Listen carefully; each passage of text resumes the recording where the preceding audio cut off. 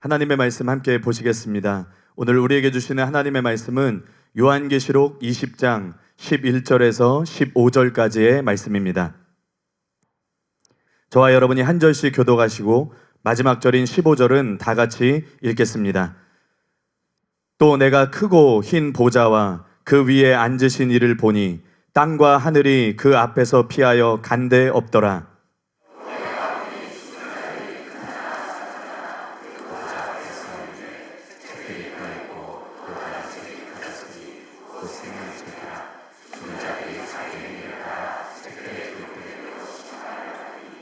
바다가 그 가운데에서 죽은 자들을 내주고 또 사망과 음부도 그 가운데에서 죽은 자들을 내주매 각 사람이 자기의 행위대로 심판을 받고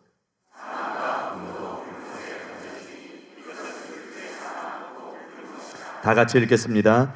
누구든지 생명책에 기록되지 못한 자는 불못에 던져지더라. 아멘.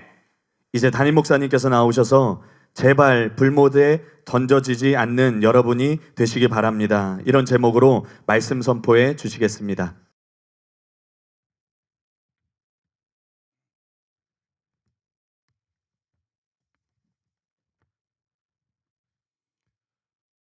오늘 말씀의 제목이 무시무시하죠.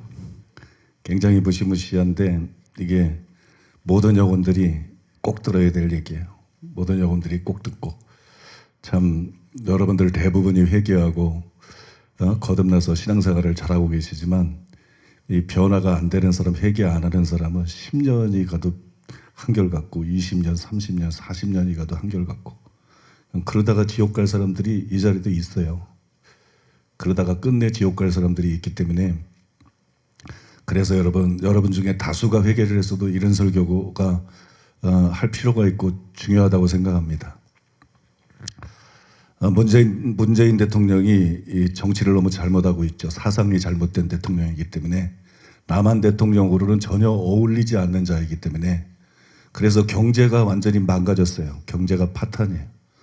굉장히 경제적으로 어렵습니다. 많은 사람들이 IMF 때보다 더 어렵다 그러고 굉장히 어려워요. 그 다음에 제가 벌써 수개월 전부터 여러 달 전부터 소식을 들었는데 각 교회마다 막 헌금이 줄어서 난리라 그러더라고. 작은 교회나 큰 교회나 경제적으로 어려우니까 헌금이 줄어서 난리라고. 우리 교회는 안 줄었냐고 물어보는 사람들이 많더라고요. 그래서 저는 우리 교회도 당연히 줄었을 줄 알았어요. 당연히 줄었을 거라고 생각하고 오늘 회개보고를 드리는 날인데 얼마가 줄었을까? 이렇게 경제가 어려운데 안 줄었을 리는 없다. 헌금이 얼마가 줄었을까? 그리고 이제 회개보고를 봤더니 올해 서울 총수입이 112억 1천만 원입니다. 112억 1천만 원인데 아마 이자 빼고 순수하게 헌금으로 여러분들이 드린 것만 112억 1천만 원. 근데 지난해 총수입이 100억 5천만 원. 그러니까 11억 6천만 원이 증가를 했어요. 10%가 넘게. 이거 참 기적 같은 일이에요. 오히려 10% 넘게 증가를 하고 전체적으로는 지난해가 올해 총수입이 전체적으로 지교회까지 합해서는 220억 2천만 원이에요. 그런데 지난해에는 204억 1천만 원이었어요. 그러니까 전체적으로 봐도 16억이 그렇게 증가를 했어요. 그러니까 살림을 보면 지교회가 좀 잘못하는 걸 볼 수가 있어요. 서울에서 많이 증가가 돼도 지교회에서 좀 까먹는. 아무튼 전체적으로 16억이 그렇게 증가한 걸 볼 수가 있습니다. 이게 참 하나님의 은혜고 저도 전혀 예상을 못했어요. 당연히 줄어들 거라고 생각하고 이제 얼마 줄었을까 그걸 알아보기 위해서 봤는데 는 걸 보고 깜짝 놀랐어요. 새해에는 더 늘 줄로 믿습니다. 내 얘기는 여러분 보고 헌금 많이 하려는 얘기가 아니라 여러분들이 복을 받게 되기를 바랍니다. 여러분들이 범사의 복을 받게 되기를 예수님의 이름으로 축복합니다. 더 감사한 거는 하나님께서 올해는 그동안 풀리지 않았던 요한계시록 해석에 대한 계시들을 물부터 부어주셔서 우리가 이제 요한계시록에 대해서 알게 됐고 그뿐만이 아니라 신약 성경에서 최고의 난해구가 있어요.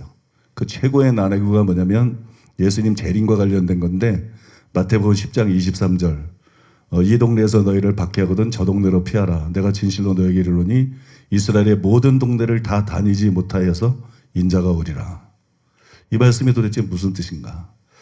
마태복음 16장 28절 진실로 너에게 이르노니 여기 서 있는 사람 중에 죽기 전에 인자가 그 왕권을 가지고 오는 것을 볼 자들도 있느니라. 마태복음 24장 34절 내가 진실로 진실로 너에게 이르노니 이 세대가 지나가기 전에 이 일이 다 일어나리라. 이 세 가지가 재림과 관련돼서 신약성경의 3대 난해고요.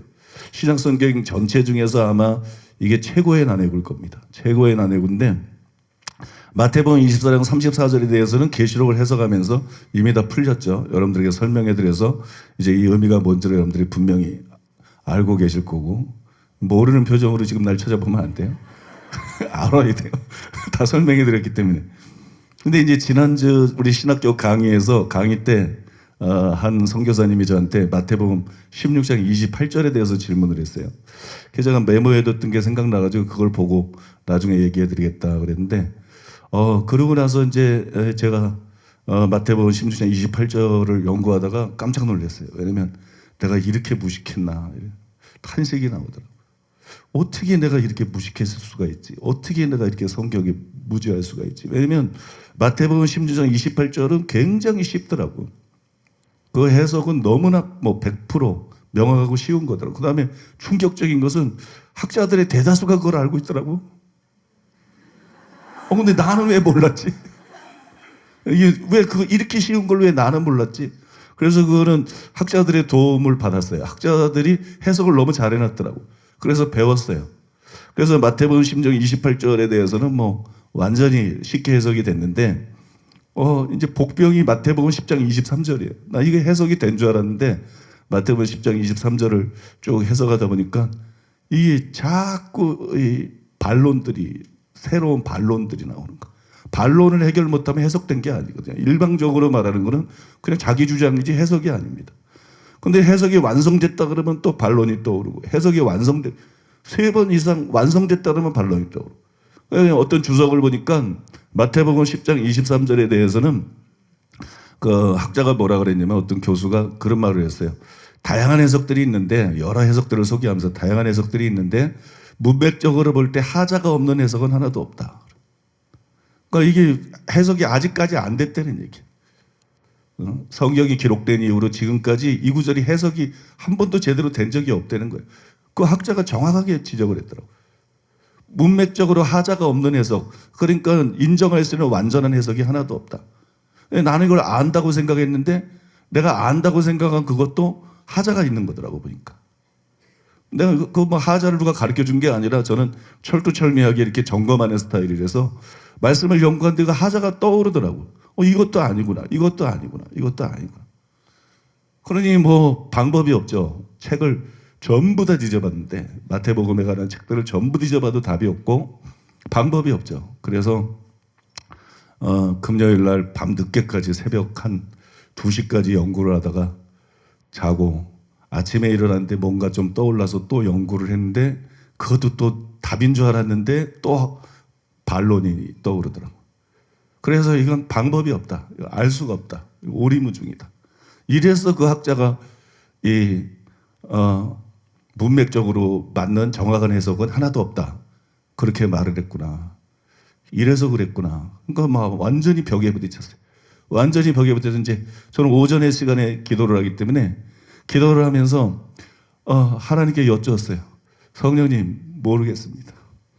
내가 어제부터 오늘까지 수없이 많은 책들을 보고 많은 시간을 들여서 씨름을 했는데 이 마태복음 10장 23절은 정말 모르겠습니다.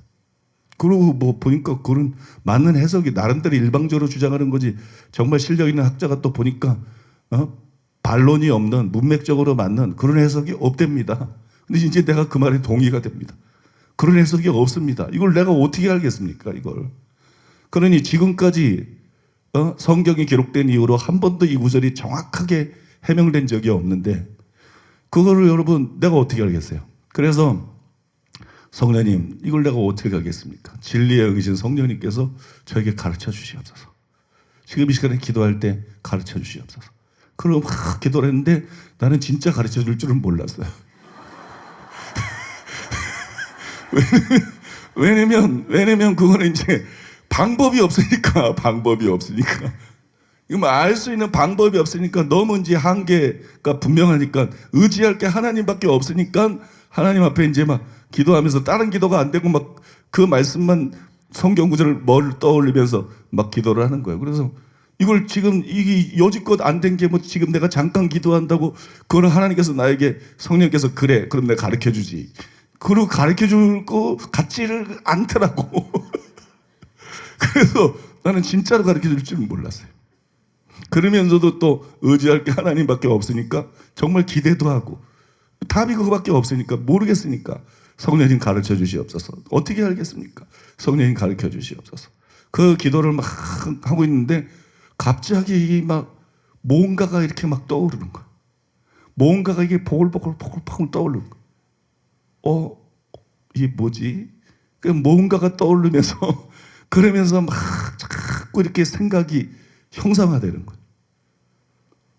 그래서 나는 묵상을 하다가 이거 해석이 되려나 봐. 이게 해석이 되려나 봐. 기도하다가 중단하고 컴퓨터 앞에 가서 성경을 찾아보면서 하나님의 생각을 주시는 대로 치기 시작했어요. 하나님 생각 주시는 대로 치기 시작했는데 그랬더니 그게 그 시간에 완벽하게 해석이 되더라고. 전혀 반론을 제기할 수 없는 완벽한 해석. 저는 이런 해석이 오면 그대로 믿느냐? 그렇지 않아요.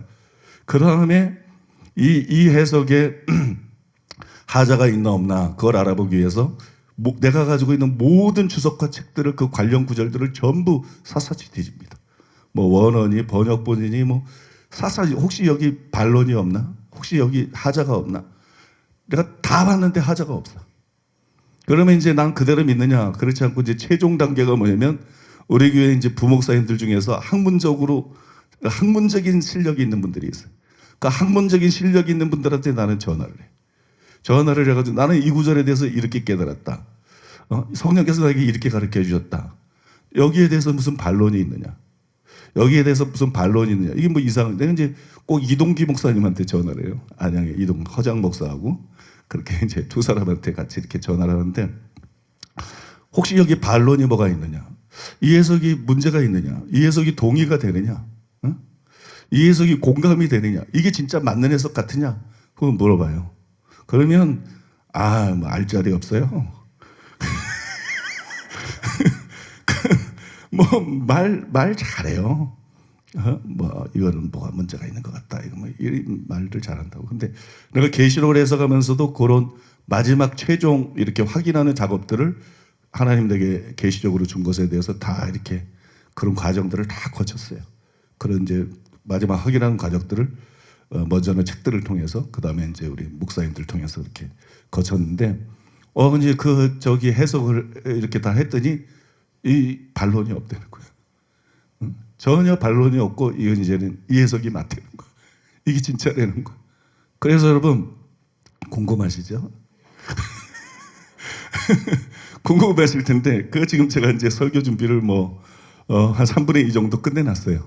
3분의 2 정도 끝내놨고 이미 이제 해석은 완료가 된 거기 때문에 이제 자료 정리해서 쓰기만 하면 되는데 한 2타임에 걸쳐서 설교해야 될 것 같아요. 2타임에 걸쳐서 설교할 것 같은데 그거는 여러분들에게 기대감을 심어주기 위해서 새해를 앞두고 이제 12월 달이잖아, 그죠? 이게 지난주에 하나님께서 제게 주신 선물인데 하나님 은혜로 주신 선물 정말 하나님 은혜로 되는 거예요. 허장 목사가 듣고 그냥 경악을 해서 그러더라고. 하나님을 의지한다는 게 이런 거구나. 이게 하나님이 가르쳐 준다는 게 이런 거구나. 어떻게 이게 그렇게 기도한다고 그렇게 이런 구절이 깨달아질 수가 있나. 어떤 주석에도 완벽한 해석이 없는데 그게 하나님의 은혜예요. 믿습니까? 정말 하나님의 은혜고 모든 것이 하나님의 은혜인 줄로 믿습니다. 여러분들에게 이제 12월이 다 돼가니까 그 설교는 아마 이제 요한계시록 설교 끝나고 나서 시간을 한번 잡아서 여러분들에게 해야 될 것 같아요. 그러니까 그때 여러분 기대하시기 바랍니다.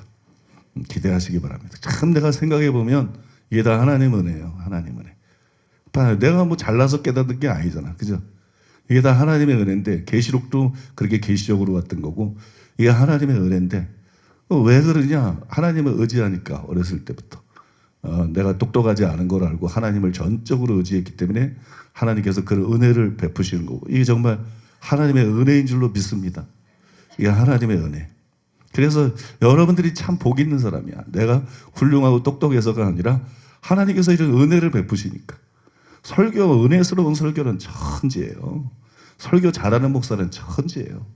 근데 여러분, 제가 성경을 분별하는 것처럼 그렇게 성경을 분별해서 아주 성경적으로 설교하는 목사는 뭐 거의 없다고 보시면 돼요. 역사상 거의 없다고 보시면 돼요. 그런 수준으로 설교하는, 그러니까 여러분, 이거는 하나님의 은혜인데 하나님 은혜가 하는 일들을 자랑하는 거예요. 내가 잘냈다는 것이 아니라. 그런 측면에서는 참 내가 부족한 사람이지만 우리 교회 성도님들이 참 복 있는 사람들이다. 하나님께서 이렇게 말씀을 풀어주시고 계시하시고 인도하는데 요거밖에 안 앉아 있잖아, 세상에. 서울의 큰 교회들도 얼마나 많아, 그죠? 말씀에 대한 분별력이 턱없이 떨어지는 설교를 하는데도 얼마나 많은 성도들이 모여있는 교회들이 많아. 근데 요거밖에 안 모였는데 여러분이 거기 껴있다는 게 이게 보통 복이 아니야. 이게 보통 복이 아니야. 믿습니까? 요거밖에 없잖아요. 요거밖에. 근데 여러분이 그 안에 있잖아. 여러분들이 큰 복인 줄로 믿습니다. 그리고 또 내가 부족한 거는 또 옥경 씨가 있잖아. 그래서 이제 또 옥경 씨 통해서 막, 그죠? 영적으로 또 다른 건 채워지고 은혜. 얼마나 여러분 복 있는 사람인지 몰라요. 믿습니까? 하나님께 감사하시기를 바랍니다. 예. 자, 그러면 오늘 말씀을 여러분들하고 나누겠는데요. 오늘 세 가지를 여러분들하고 나눌 건데, 우리가 지금 계시록 19장하고 20장을 살펴보고 있잖아요. 그래서 이제 계시록 19장 20장에 나오는 것 중에 세 가지, 오늘이 마지막이에요. 계시록 19장과 20장의 마지막이고, 다음 시간부터는 이제 계시록의 마지막인 21절과 22장을 몇 주간 살펴보고 결론을 내릴 겁니다. 세 가지를 살펴보겠는데, 첫 번째로는 따라해 보겠습니다. 천년왕국이 존재할 필요가 있나? 많은 사람들이 천년왕국이 왜 필요하지? 그런 의문들을 갖고 있어요. 바로 새하늘이나 새 땅이 되면 되지 왜 천년왕국이 있고 그 위에 새하늘과 새 땅이 도래하는가? 이런 의문입니다. 이것은 이미 죽어서 천국에 살던 성도들이 땅에 내려와서 천년이나 살 필요가 있을까? 정말 그럴 것 같죠? 이상하죠 좀? 천국에 살던 성도들이 땅에 내려와서 천년이나 살 필요가 있을까? 그리고 재림 때 휴거한 성도들도 바로 새하늘과 새 땅에 들어가면 되지 왜 땅에서 천년 동안이나 육을 가진 천년왕국 백성들과 살아야 되나? 이런 것들이 여러분 참 의아스러워요. 참 의아스럽습니다. 그래서 이런 의문들 때문에 천년왕국이 과연 필요한가? 진짜로 천년왕국이 존재하는 것일까? 이런 의심들이 점점 강해집니다. 그래서 전천년설은 천년왕국을 인정하는 설인데, 이 전천년설을 지지하는 학자들이나 목회자들까지도 심정적으로는 무천년설에 끌리는 사람들이 굉장히 많아요. 무천년설은 간단히 말해서 배추의 반대 무가 아니고 천년은 없다. 천년왕국을 부정하는 설이라고 보면 돼요. 그러니까 이제 무천년설에 끌리는 경우가 많습니다. 또한 천년왕국을 인정하면서도 천년이 정말로 문자 그대로 천년일까? 혹 상징이 아닐까? 이 천년이 상징 아닐까? 천년 동안 그럴 필요가 있을까? 자꾸 의심스러운 거예요. 자꾸 의심이 되는 거예요. 그렇게 생각하는 사람들이 많아요. 그래서 제가 계시록을 연구하다 보니까 천년왕국의 필요성에 대해서 설명해 줘야 될 필요가 있다. 많은 사람들이 이런 의문을 갖고 있고, 그렇기 때문에 천년왕국이 왜 존재해야 되는지 그 필요성에 대해서 분명히 한번 좀 짚고 넘어가고 설명해 줄 필요가 있다. 그렇게 느꼈습니다. 과연 재림과 새하늘과 새 땅 사이에 천년왕국이 존재해야 될 이유가 있을까요? 왜 천년왕국이 필요할까요? 제가 이 지절을 묵상할 때 하나님께서 세 가지를 저에게 가르쳐 주셨어요. 이 세 가지는 이제 학자들의 책들을 통해서 제가 이제 많은 부분에서 도움을 받는데, 이 세 가지는 책들이 나오는 게 아니라 이 문제를 가지고 고민할 때 성령께서 저에게 가르쳐 주신 것이에요. 그 세 가지를 먼저 여러분들에게 설명해 드리기를 원하는데, 첫째로 따라해 보겠습니다. 다니엘의 예언대로 세상 나라를 성도들이 얻어야 하기 때문이다. 다니엘이 이렇게 예언을 했습니다. 다니엘 7장 13절로 14절. 내가 또 밤 환상 중에 보니 인자 같은 이가 하늘 구름을 타고 와서 옛적부터 항상 계신 이에게 나아가 그 앞으로 인도되매 그에게 권세와 영광과 나라를 주고 모든 백성과 나라들과 다른 언어를 말하는 모든 자들이 그를 섬기게 하였으니 그의 권세는 소멸되지 아니하는 영원한 권세요 그의 나라는 멸망하지 아니할 것이니라. 전에 설명해 드렸죠? 그죠? 모르세요? 전에 여러분 설명해 드린 대로 이거는 재림을 가리키고 13절은 재림을 가리키고 14절은 그때 이루어질 천년왕국에 대한 예언입니다. 다니엘 7장 27절 나라와 권세와 온천한 나라들의 위세가 지극히 높으신 이의 거룩한 백성에게 붙임받으리니 그의 나라는 영원한 나라이라. 모든 권세 있는 자들이 다 그를 섬기며 복종하리라. 여러분 이 구절 역시 재림 때 이루어질 천년왕국에 대한 예언이에요. 이거는 새하늘과 새 땅과 겹치기는 하지만 단지 새하늘과 새 땅에 대한 예언은 아닙니다. 천년왕국에 대한 예언이에요. 왜 이게 천년왕국에 대한 예언이냐? 이 땅에 존재할 네 짐승으로 표현된 네 왕국에 대해서 제국에 대해서 말한 다음에 나라와 권세와 온 천하, 그러니까 이 세상이죠. 온 천하 나라들의 위세가 지극히 높으신 이의 거룩한 백성에게 붙임받으리니 그렇게 말한 거예요. 그러니까 우리가 그냥 천국으로 가는 게 아니라 이 온 천하 나라가 성도들에게 결국은 붙임바가 된다. 성도들에게 주어진다.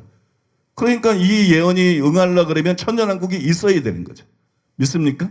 새하늘과 새 땅은 그게 아니기 때문에 나중에 이제 알게 되겠지만 새하늘과 새 땅은 이 지구가 아닙니다. 새하늘과 새 땅은 하나님께서 완전히 새롭게 창조하는 세계입니다. 완전히 새롭게 창조하는 갱신이 아니라 창조입니다. 그러니까 여러분 천하 나라들의 위세가 성도들에게 붙임받는다 그랬으니까 이 예언이 응해지려 그러면 이 땅에서 이루어지는 천년왕국이 있어야 되는 거예요. 성경은 하나님의 말씀이고 다니엘을 통해서 하나님이 말씀했을 때 당연히 그게 성취되어야 되지 않겠어요? 성경에 응해야 되지 않겠어요? 그러니까 여러분 천년왕국은 반드시 있어야 된다는 거예요. 이건 전에 설명해 드렸기 때문에 여러분들이 아마 설명 들으면 기억이 되실 거예요. 두 번째로 따라해 보겠습니다. 처음 하늘과 처음 땅이 없어지기 때문이다. 여러분 새하늘과 새 땅은 처음 하늘과 처음 땅의 갱신이 아닙니다. 다음 시간에 여기에 대해서 제가 자세히 설명해 드릴 거예요. 아주 복잡한 문제이기 때문에 아마 한 2시간에 걸쳐서 뭐 자세히 설명할 것 같은데 새하늘과 새 땅은 처음 하늘과 처음 땅의 갱신이 아니에요. 새로운 창조입니다. 하나님께서 새롭게 창조하시는 거예요. 때문에 하나님은 처음 하늘과 처음 땅을 하나님의 완전한 승리와 영광으로 마무리 짓기를 원하세요. 이해가 되십니까? 천지를 창조하시고 난 다음에 하나님이 태초에 천지를 창조하셨습니다. 그때 사람도 만드셨죠. 그런데 사탄의 유혹에 넘어가서 세상이 저주를 받았어요. 피조물들은 허무한데 굴복을 하고 인간은 땀을 흘리고 수고해야만 먹고 살 수 있었고 무엇보다도 인간은 타락했습니다. 인간은 타락했어요. 죄로 기울어졌어요. 그런데 여러분 지구의 역사가 만약에 대환란으로 끝난다면 그냥 대환란으로 끝난다면 악의 승리처럼 보이지 않나요? 그럼 너무 허망하지 않나요? 그죠? 이 땅의 역사가 그냥 대환란으로 끝난다 그러면 아마겟돈 전쟁으로 끝난다 그러면 너무 허무하지 않아요? 저는 항상 그게 궁금했어요. 너무 궁금하더라고요. 왜 주권자이신 하나님이 인류의 역사를 대환란으로 끝내시지? 하나님이 주권자이신데 하나님이 역사를 지배하시는데 어떻게 그냥 그 끔찍한 대환란으로 인류의 역사를 끝낼까? 아무리 생각해도 이해가 되지 않더라고요. 우리는 재림이 끝이라는 그런 개념을 갖고 있잖아요. 그런데 에덴에서 시작을 해서 에덴 동산에 시작해서 결국 대환란으로 끝나다니 왜 대부분과 대추수도 아니고 대환란으로 끝이 날까? 정말 마음에 들지 않는다. 하나님 왜 이러시지? 이건 정말 내 마음에 안 든다. 이런 생각을 제가 자주 하곤 했어요. 하지만 달리 생각해 보면 재림이라는 게 뭐예요? 재림은 완전한 승리입니다. 믿습니까? 재림은 완전한 승리. 아마겟돈 전쟁을 통해서 적그리스도와 거짓 선지자와 그를 따르는 군대들을 멸하고 이 땅에 하나님의 나라가 도래케 하는 사건이 재림이에요. 그러니까 재림은 하나님의 완전한 승리를 드러내는 건데 천년왕국은 더욱 그러하다는 거예요. 천년왕국은 더욱 그러하다. 적그리스도가 이 땅에서 대환란이라는 게 막 대단해 보이는데 적그리스도가 이 땅에서 통치한 기간이 몇 년이냐? 고작 3년 반이에요. 고작 3년 반. 3살. 여러분, 고작 3년 반. 근데 예수님이 이 땅에서 몇 년을 통치하느냐? 1000년. 누가 이긴 거예요, 여러분? 서로 비교가 되지 않아요? 적그리스도는 3년 반 동안 지구를 쥐락펴락하다가 지옥불에 던져졌다고, 불못에 던져졌다고. 근데 예수님이 이 땅에 재림하셔서 오셔가지고 그들을 멸하시고 1000년 동안 이 땅에서 여러분 1000년 동안 다스리신다고. 10,000년을 다스리려면 10,000년을 다스릴 수 있고 100만 년을 다스리면 100만 년도 다스릴 수 있지만 1000년 후에는 이유가 있기 때문에 새하늘과 새 땅을 만드신다고. 그건 나중에 듣다 보면 나와요.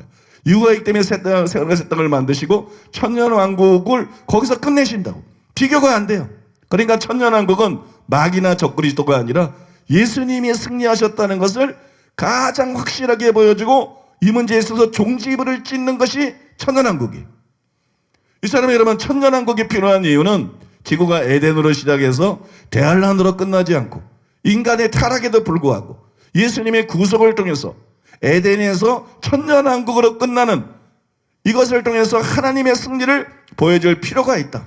믿습니까? 그래서 천년왕국이 필요한 거예요. 즉 처음 하늘과 처음 땅이라는 무대를, 바꿔 말해서 이 지구라는 무대를 이 무대로 해서 펼치는 하나님의 역사를 하나님의 완벽한 승리로 마무리 짓기를 원하시는 것입니다. 믿습니까? 하나님의 완벽한 승리로 마무리 짓는 거예요. 그래서 필요한 것이에요. 처음 하늘과 처음 땅은 시간 세계입니다. 그죠? 오늘 뭐 1900 지났나?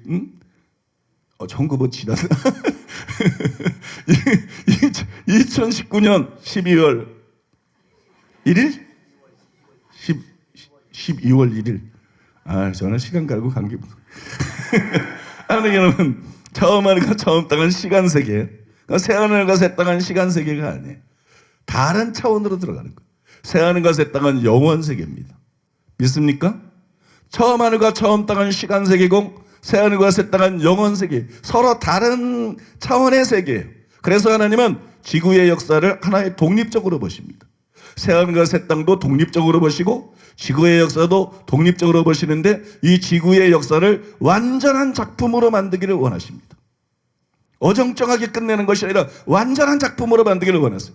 지구를 무대로 펼쳐지는 시간 세계의 역사를 천년왕국이라는 멋진 피날레로 여러분 장식하기를 원하시는 것이에요. 그래서 하나님의 영광, 하나님의 승리를 온 천하에 드러내기를 원하시는 것이에요. 믿습니까?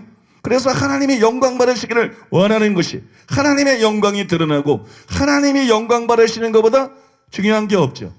그러니까 여러분 이 일을 위해서라도 천년왕국은 꼭 필요한 것이고 반드시 필요한 것이라는 거예요.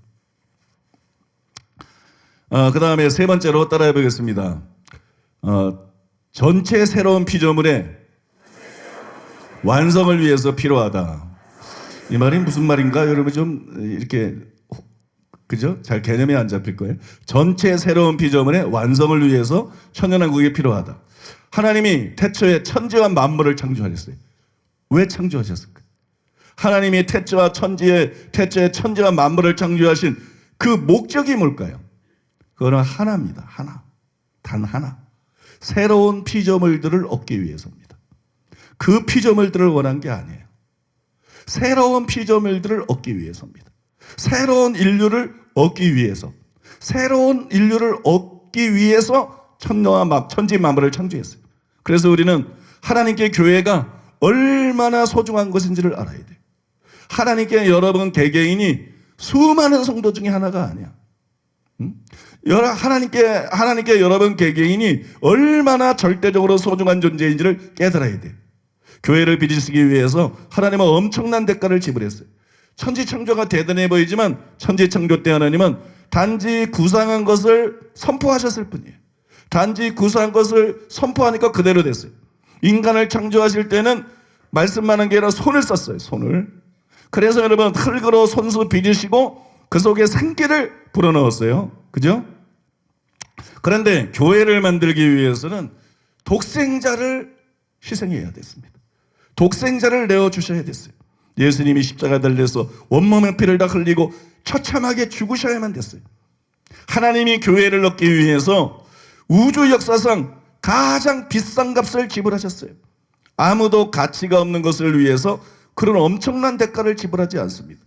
여러분들이 여러분 볼 때 어떻게 보이든 하나님 볼 때는 예수님을 희생하고도 여러분을 얻을 필요가 있을 정도로 하나님 앞에는 여러분 한 사람 한 사람이 한 영혼 한 영혼이 귀한 것이, 여러분 하나님께는 하늘이나 땅에 교회보다 소중한 것이 없어요. 기독교인들보다 소중한 것이 없어요. 교회는 예수님께도 생명보다도 귀한 것이에요. 그래서 여러분 성경이 교회를 예수님의 신부라고 말하는 것입니다. 믿습니까? 여러분 사랑에 빠진 남녀를 본 적이 있습니까? 뭐 썸 타는 거 요새 TV에 그런 프로들이 많더라고. 그래서 사랑에 빠진 남자가 그 아름다운 여자, 아름답지 않으면 사랑이 잘 안 빠져요.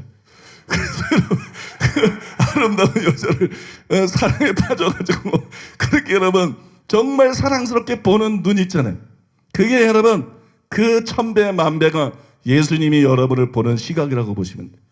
여러분 믿습니까? 그래서 하나님의 사랑을 의심하는 것은 하나님의 존재를 의심하는 것만큼이나 어리석은 거예요. 하나님은 사랑이신데 그 사랑이 바로 우리를 향해서 나타났는데, 로마서 5장 8절 하는 것처럼 십자가를 통해서 나타났는데 하나님이 나를 얼마나 사랑하는지 그걸 잊어버리면 안 되는 거예요. 하나님이 여러분을 너무너무 사랑하는 걸 표현할 수 없을 정도로 사랑한다는 걸. 그래서 그 넓이와 높이와 깊이와 길이를 측량할 수 없다는 것을 믿으시기 바랍니다.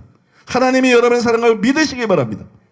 천지창조, 타락, 구속, 교회시대, 대환란, 그 다음에 천년왕국에 이르기까지 지구의 전 역사를 통해서 하나님께서 원하신 것은 단 한 가지였어요. 단 한 가지. 단 한 가지. 이게 참 기가 막힌 거예요. 천지창조에서부터 천년왕국에 이르기까지 그 모든 과정을 통해서 하나님이 원하는 것은 단 한 가지였다. 그게 교회였다.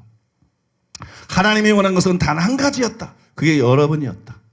하나님이 원한 것은 단 한 가지였다. 그게 옥경이뿐만이 아니라 나였다. 그게 옥경이뿐만 아니라 여러분이었다. 여러분 믿으십니까? 하나님께도 한 가지가 우리예요. 우리는 더 우리의 한 가지가 하나님이어야 되지 않겠어요? 하나님도 한 가지가 우리인데 우리는 더, 여러분 성경에 나온 것처럼 믿습니까? 하나님이 우리가 원하는 한 가지가 되어야 될 줄로 믿습니다. 그게 신앙인 줄로 믿습니다. 기독교는 사랑의 종교예요. 하나님은 우리를 한 가지 목적으로 사랑하시고, 믿습니까? 우리는 하나님을 한 가지 목적으로 사랑하시고, 이게 기독교를 가장 아름답게 표현한 거예요. 그런 사랑으로 영원히 사랑을 주고받으면서 사는 것입니다. 그것이 여러분 천국입니다. 그것이 여러분 기독교라는 것을 믿으시기 바랍니다. 그래서 여러분 천지창조에서 천년왕국에 이르기까지 하나님이 원하시는 것은 단 하나, 교회였어요. 그래서 베드로후서 3장에서 그렇게 쓴 거예요. 교회가 완성되고 난 다음에 나머지는 전부 다 불로 태워서 없어버린다. 하늘도 땅도 지구상에 있는 모든 것을 다 불로 태워서 하나님이 천지창조 때 창세기일장에서 창조한 전체를 하나님이 불로 태워서 싹 없애버려요. 교회 하나 딱 빼놓고, 여러분 딱 빼놓고, 믿습니까? 나머지는 다 불로 태워서 순식간에 싹 없애버려요. 왜냐하면 하나님이 원하신 것은 이 하늘이 아니에요. 이 땅이 아니에요. 저 산과 바다와 물고기와 새와 동물들이 아니에요. 하나님이 원하시는 것은 여러분입니다. 여러분 믿습니까? 하나님이 원하시는 건 여러분이에요. 그래서 교회가 완성되고 교회가 휴거되고 난 다음에 때가 되면 나머지는 천년왕국 후가가 되면 싹 없애버리는 거예요. 불 태워서, 베드로가 말한 것처럼 불로 다 태워서 싹 없애버리는 거예요. 그런데 하나님의 관심의 초점인 인간의 구원은 단지 거듭남으로 완성되는 게 아니죠. 먼저 영이 거듭나서 새로운 피조물이 됩니다. 새 사람이 됩니다. 그러나 그것은 로마서 8장 19절과 요한일서 3장 2절에 나오듯이 이 땅의 사람들의 눈에는 감추어져 있어요. 우리는 하나님의 자녀가 되는 권세가를 받았어요. 그러나 세상 사람들은 우리를 똑같은 사람으로 봅니다. 하나의 종교인으로 봅니다. 우리는 영이 거듭나서 하나님의 자녀예요. 그들과는 다른 사람들이에요. 그들은 마귀에게 속한 자들이고 우리는 하나님께 속한 자예요. 우리는 하늘에 속한 자예요. 그러나 그것이 안 보입니다. 이것이 감추어져 있어요. 그런데 이것이 드러날 때가 온다. 드러날 때가 온다. 그거를 바울이 여러분 로마서 8장에서 그렇게 말해요. 하나님의 아들들이 나타나는 때가 오나니. 하나님의 아들이 아니고 하나님의 아들들이가 나타나는 때가 오나. 이게 감춰져 있어. 우리가 하나님의 자녀고 그리스도와 함께 저 천국의 영원한 후사라는 이 엄청난 영광과 권세와 특권이 감춰져 있어. 근데 이 모든 것이 드러나는 때가 와요. 예수님이 재림할 때 우리 몸이 바뀝니다. 믿습니까? 불신자들의 몸은 안 바뀌는데 우리 몸이 바뀝니다. 부활하거나 변화가 됩니다. 예수님과 같이 영광스러운 몸이 됩니다. 그래서 이 모든 것이 볼 수 있게 드러나는 거예요. 이걸 몸의 구속이라 그러는데, 이렇게 여러분 몸까지 새로워지는 거, 영이 거듭날 뿐만 아니라 몸까지 새롭게 되는 것, 이것이 구원의 완성입니다. 이것이 달리 말하면 새로운 피조물의 완성이에요. 이해가 되십니까? 이게 새로운 피조물의 완성이에요. 하지만 재림 때 구원받은 사람들의 몸이 모두 변화되는 게 아니죠. 우리가 배웠듯이 그때 온 이스라엘이 회개합니다. 또 그때 이방민족 중에도 많은 사람들이 회개하고 돌아옵니다. 또 천년왕국 시대에 태어나는 사람들 중에도 여러분 구원받은 사람들이 많이 있습니다. 그러니까 예수님 재림 때 이미 죽은 사람들, 그 당시 준비된 사람들은 휴거돼서 이 새로운 피조물이 완성이 된다는 거예요. 그죠? 새로운 피조물이 완성이 되는데, 그러나 그때 전체 새로운 피조물이 완성이 되는 게 아니라는 거예요. 하나님이 구성하신 전체 새로운 피조물이 완성되는 건 아니죠. 그러면 언제 전체 새로운 피조물이 완성이 되는가? 그게 천년왕국이 끝날 때라는 것입니다. 믿습니까? 천년왕국이 끝날 때, 그때 여러분 천년왕국 백성들의 몸이 변화됩니다.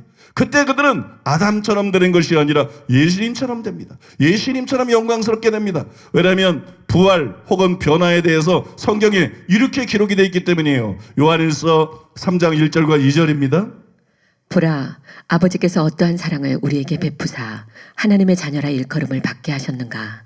우리가 그러하도다. 그러므로 세상이 우리를 알지 못함은 그를 알지 못함이라.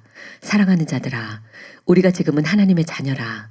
장래에 어떻게 될지는 아직 나타나지 아니하였으나 그가 나타나시면 우리가 그와 같을 줄을 아는 것은 그의 참모습 그대로 볼 것이기 때문이니. 그죠? 우리가 하나님의 자녀다. 근데 나타나지 않았다. 장래가 어떻게 나타나지 않았다. 근데 그가 오시게 되면, 그가 올 때 우리가 그를 보면 그와 같이 될 것이다. 믿습니까? 변화산성의 예수님처럼 영광스럽게 된다는 얘기예요. 쉽게 얘기해서. 예수님도 이 땅에 오셨을 때 감춰져 있었잖아요. 예수님이 어떤 분인지. 근데 변화산상에서 보여주셨잖아요. 그죠? 당신의 영광을 보여주셨잖아요. 여러분, 변화라는 것이 바로 그런 것입니다. 부활이라는 것이 바로 그런 것입니다. 성도들이 구원받아 하나님의 자녀라는 것이 세상 사람들에 감춰있고 보질에게도 감춰져 있다가 그것이 여러분 그 영광이 완전히 드러나는 거예요. 그때 예수님처럼 영광스럽게 되는 것이 바로 이 이유 때문에 휴거한 사람들과 천년왕국 후에 변화될 천년왕국의 백성들에게 에덴의 회복, 그 이상의 세계가 필요한 것이, 이게 중요한 것입니다. 여러분, 이건 주님이 저에게 가르쳐 주신 것이, 어느 책에도 안 나온 얘기들을 지금 하고 있는 거. 내가 이 문제로 고민할 때 성령께서 저에게 계시해 주신 것이.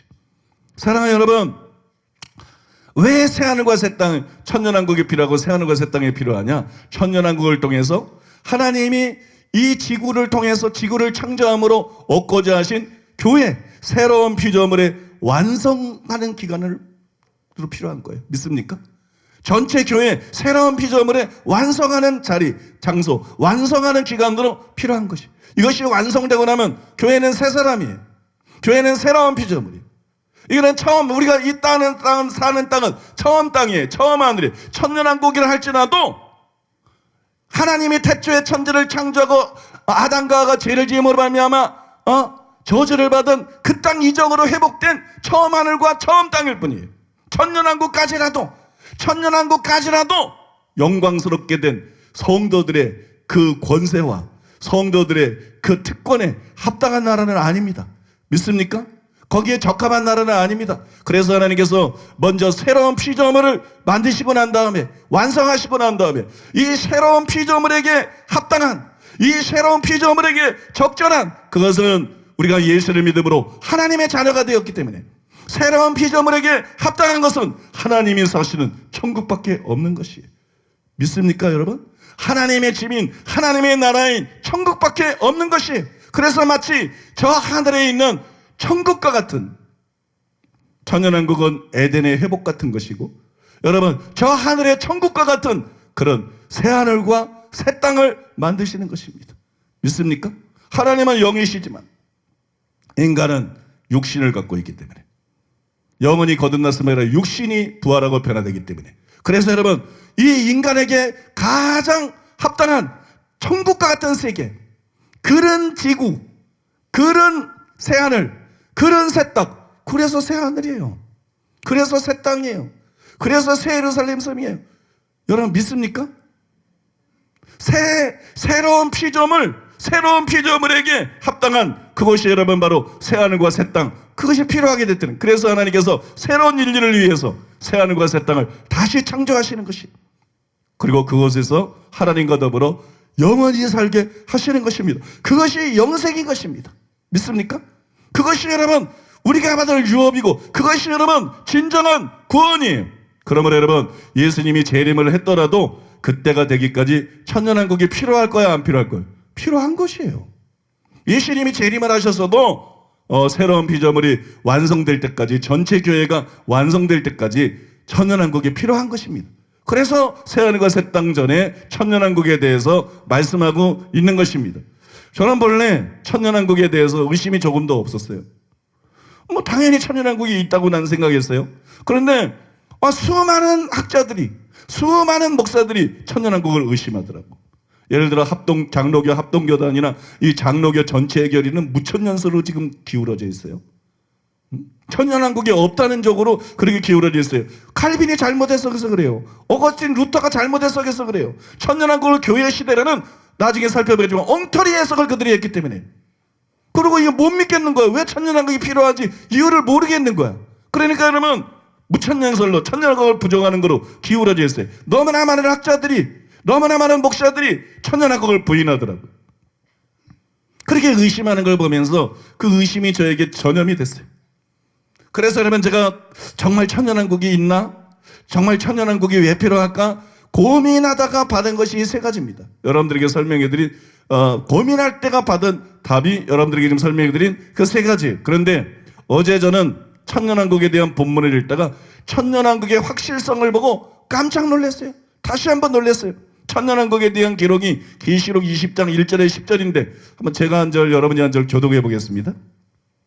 계시록 20장 1절에 10절입니다. 이 천년왕국에 대한 메시지예요. 또 내가 보매 천사가 무저갱의 열쇠와 큰 쇠사슬을 그의 손에 가지고 하늘로부터 내려와서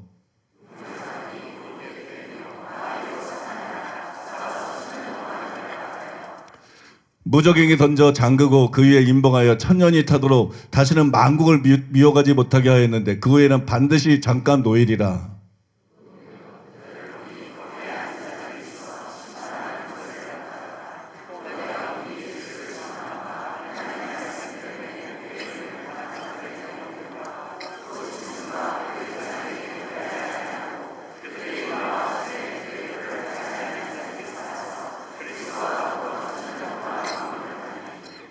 그 나머지 죽은 자들은 그 천년이 차기까지 살지 못하더라. 이는 첫째 부활이라.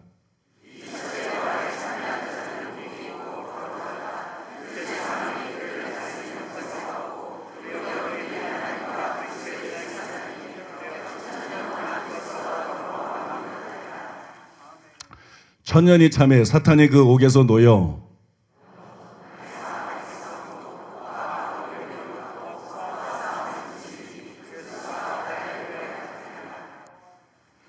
그들이 지면에 널리 퍼져 성도들의 진과 사랑하시는 성을 두르매 하늘에서 불이 내려와 그들을 태워버리고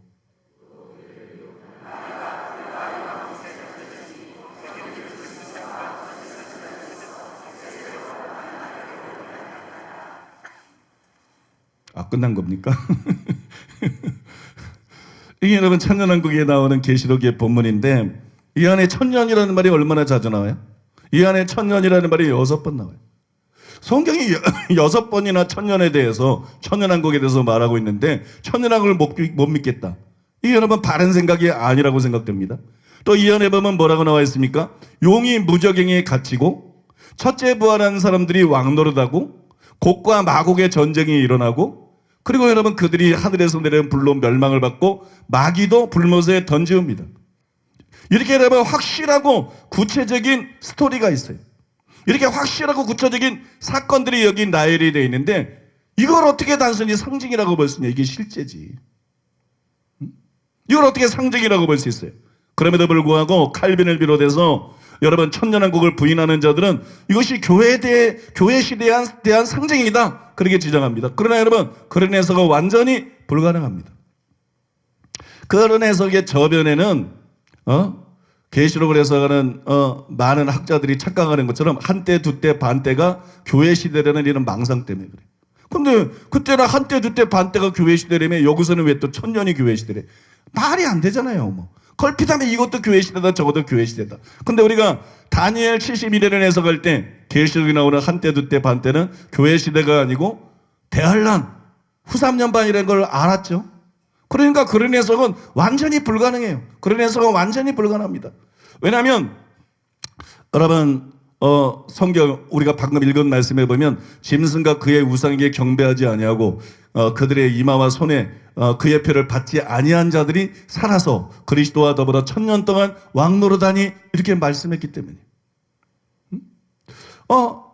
짐승과 그의 우상에게 경배하지 않고 이마나 손에 표를 받지 않고 이 사람들이 뭘 말하는 거예요? 대환란 시기에 대해서 얘기하는 거예요. 대환란 시기. 지금 그 사람이 1000년 동안 왕노릇한다고 그랬는데 어떻게 여러분 천년왕국이 교회 시대라 그러면 그 이전 시기로 돌아가는 거잖아요. 시제가 완전히 뒤죽박죽이 되어버리는 거잖아요. 그죠? 그건 모순이잖아요. 그건 말이 안 되는 것이잖아요. 그뿐만 아니라 또 뭐라고 나와 있습니까? 여기에 보면 마귀를 불못에 던졌을 때 거기는 그 짐승과 거짓 선지자도 있어. 여러분 그런데 짐승과 거짓 선지자가 불못에 있는 것을 천년왕국에 대한 기록에서 봤어요. 근데 짐승과 거짓 선지자가 언제 불못에 던져져요? 예수님이 재림할 때요. 예수님이 재림할 때. 계시록 19장 20절에 보면 예수님이 재림하셔서 짐승이 잡히고 그 앞에서 표적을 행하던 거짓 선지자도 함께 잡혔으니 이 둘이 산채로 유황불 붙는 못에 던져지고 이렇게 말했어요. 예수님이 재림할 때 이들이 불못에 던져졌어요. 근데 천년왕국에 대한 기록에 보니까 천년왕국 말미에 마귀를 불못에 던질 때 보니까 불못을 들여다보니까 거기에 누가 있었다고요? 예수님 재림 때 불못에 던져진 적그리스도하고 거짓 선지자가 거기에 있었다는 것이. 그러니까 이거는 명백하게 재림 뒤의 사건이라는 거지. 이건 재림 뒤에 일어날 일인데 이게 교회 시대다. 재림 전이다. 그게 해석입니까? 그래서 나는 이건 미혹이라고 생각해. 이건 미혹이다 이거. 이필찬 교수가 말하는 거 이건 미혹이다. 계시록의 권위자라고 말하는 거. 칼빈이 말하는 거, 루터가 말한 거, 어거스틴이 여기서 말한 거. 이건 해석이 아니라 이 정도면 미혹이다 이거는. 시제가 완전히 뒤틀리는 이런 엉터리 해석을 어떻게 하고 그러면서 천년왕국을 부정하고 없는 것처럼 그렇게 말하는 거. 근데 지금 오늘날 학자들이나 목사들 중에 이런 잘못된 가르침에 속은 사람들이 얼마나 많은지 몰라요 여러분. 막 계시록을 설교한다라면서 엉터리 해석 가지고 여러분 이런 잘못된 데 미혹돼 있고 그걸 가르치는 사람들이 얼마나 많은지 몰라요.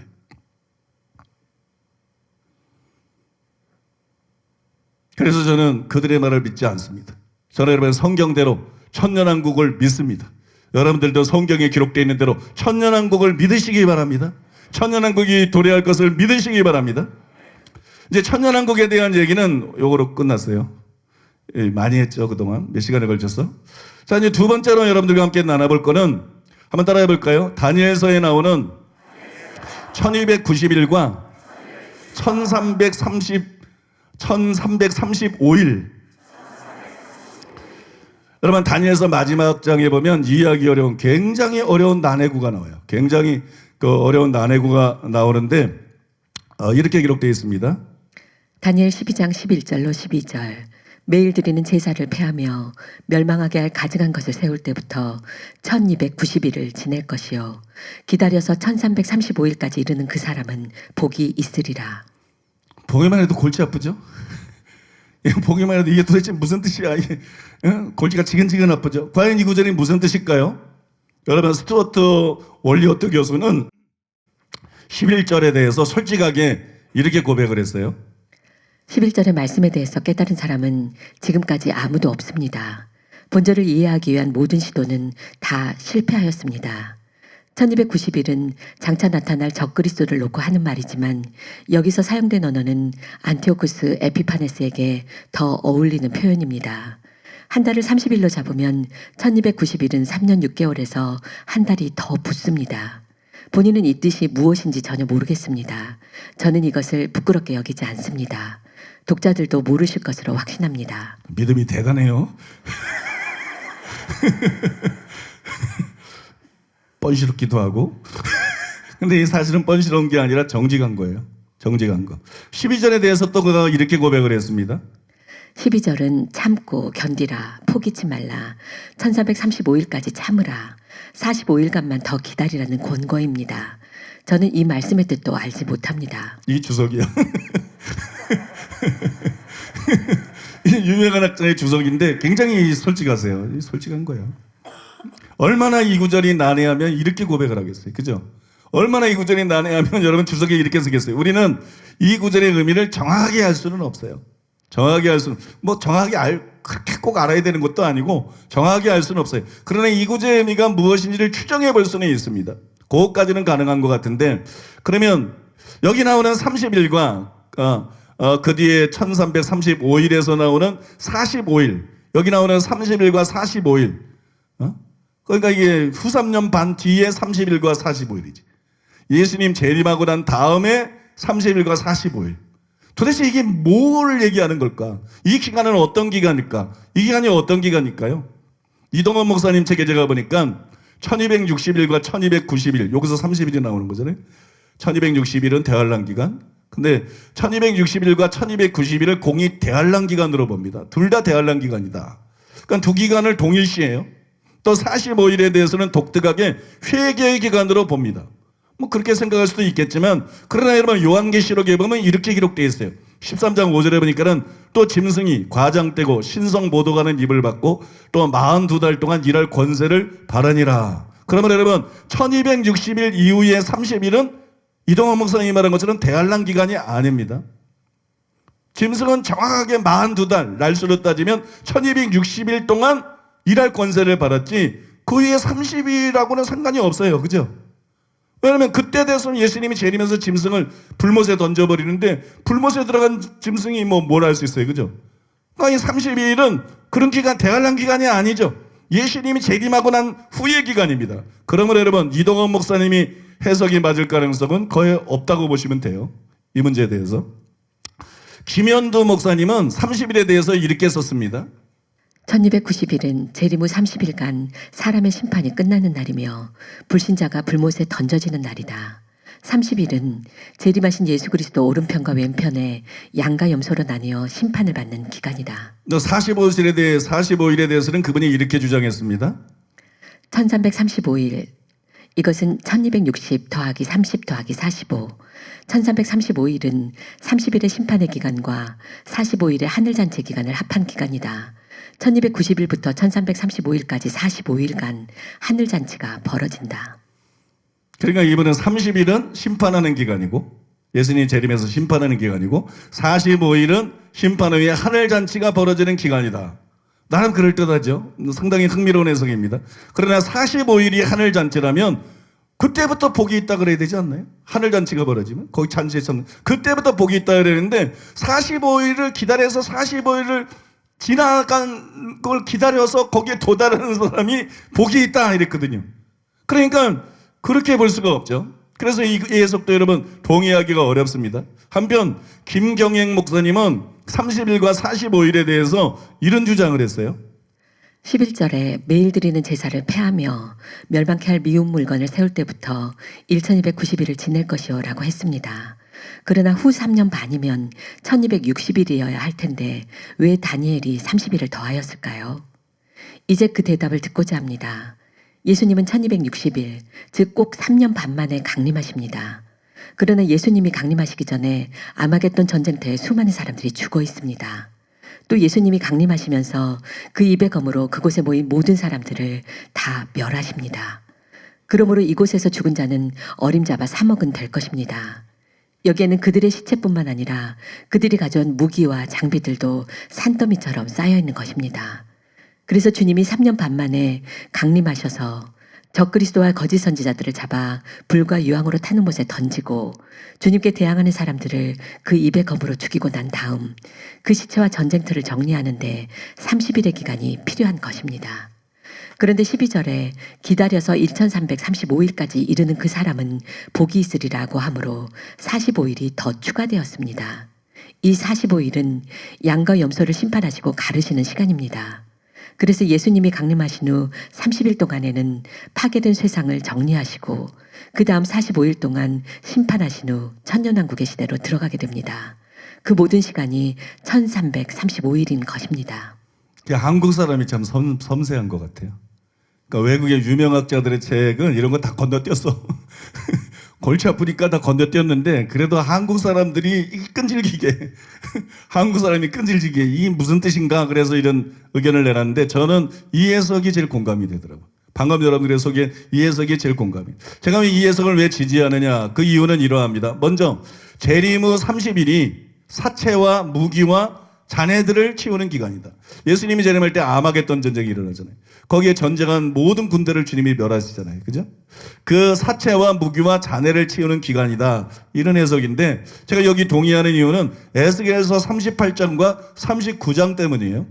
거기에 보면 곡과 마곡의 전쟁이 나옵니다. 이게 천년왕국에 일어날 전쟁이에요. 계시록 20장에 나오는 천년왕국이 끝날 때 일어나는 바로 그 전쟁입니다. 그런데 거기에 보면 이런 내용이 있어요. 에스겔 39장 11절로 12절. 그날에 내가 곡을 위하여 이스라엘 땅 곧 바다 동쪽 사람이 통행하는 골짜기를 매장지로 주리니 통행하던 길이 막힐 것이라. 사람이 거기에서 곡과 그 모든 무리를 매장하고 그 이름을 하문곡의 골짜기라 일컬으리라. 이스라엘 족속이 7달 동안에 그들을 매장하여 그 땅을 정결하게 할 것이라. 이제 보세요. 곡과 마곡의 전쟁이 일어나는데 천년왕국 말미에 그 곡과 마곡의 전쟁에서 예수님이 계신 예루살렘과 성도들의 진을 공격한 그 모든 사람들이 멸망을 당하죠. 하늘에서 불이 내려와서 그죠? 멸망을 당하는데 그들의 시체를 치우는데 얼마가 걸렸다고요? 7개월이 걸린다. 여러분들 이해가 안 가죠? 예수님이 재림했는데 뭐 시체 치우는데 7개월이나 걸려? 천년왕국이에요. 천국이 아니고. 천년왕국과 천국은 다르다니까요. 스가랴에 보세요. 스가랴 14장에 보면 천년왕국에 되는 거예요. 집을 짓는다 그래. 천국에 가면 여러분의 집이 있지. 근데 천년왕국에는 성도들의 집은 천사들 시킬지는 잘 모르겠지만 그까지는 잘 모르겠지만 여러분 천년왕국의 일반 백성들은 자기가 집을 지어야 돼요. 지금 사는 것처럼. 자기가 집을 짓고 그 다음에 포도원 얘기가 나오잖아. 포도원 농사를 지어야 돼요. 천년왕국 백성들은 집도 짓고 포도원 농사도 짓고. 그러니까 여러분 저주가 사라지고 에덴 동산화 됐을 뿐이지 지금 이 세상하고 크게 다를 바가 없어요. 영화롭게 된 성도들은 좀 다를 거예요. 그건 다르지만 그건 자세히 안 나와 있으니까 자세히는 모르지만 아무튼 여러분 그렇다는 거예요. 그러니까 이 시체들을 치우는데 7개월이 걸린다는 거예요. 7개월이. 따라서 여러분 이게 천년왕국에 대한 얘기니까 재림 후에도 이와 비슷하게 새하늘과 새 땅이 임하기 전까지는 이와 비슷하게 일처리를 할 것이고 시간이 걸릴 수밖에 없다고 봐야 된다. 그러니까 아마겟돈 전쟁에서 멸망당한 그 군대의 시체를 치우는데 이런 시간이 걸릴 거라고 봐야 되는 거예요. 근데 여러분 곡과 마곡 전쟁 때에는 1000년 동안 평화로운 기간이 있었잖아요. 그래서 사람들이 나무같이 오래 살면서 막 애를 낳잖아요. 많이 낳잖아요. 그 애도 많이 낳고 그러니까 평화롭고 뭐 기근도 없고 질병도 없고 그러니까 인류가 엄청 번성하고 1000년 동안이니까 생각해 보세요. 전쟁도 안 일어나지는 그러니까 막 1000년 동안 엄청 인구가 불어난다고. 그건 이제 마지막에 마귀를 딱 풀어놓잖아요. 그러니까 얼마나 많은 사람들이 미혹이 돼요?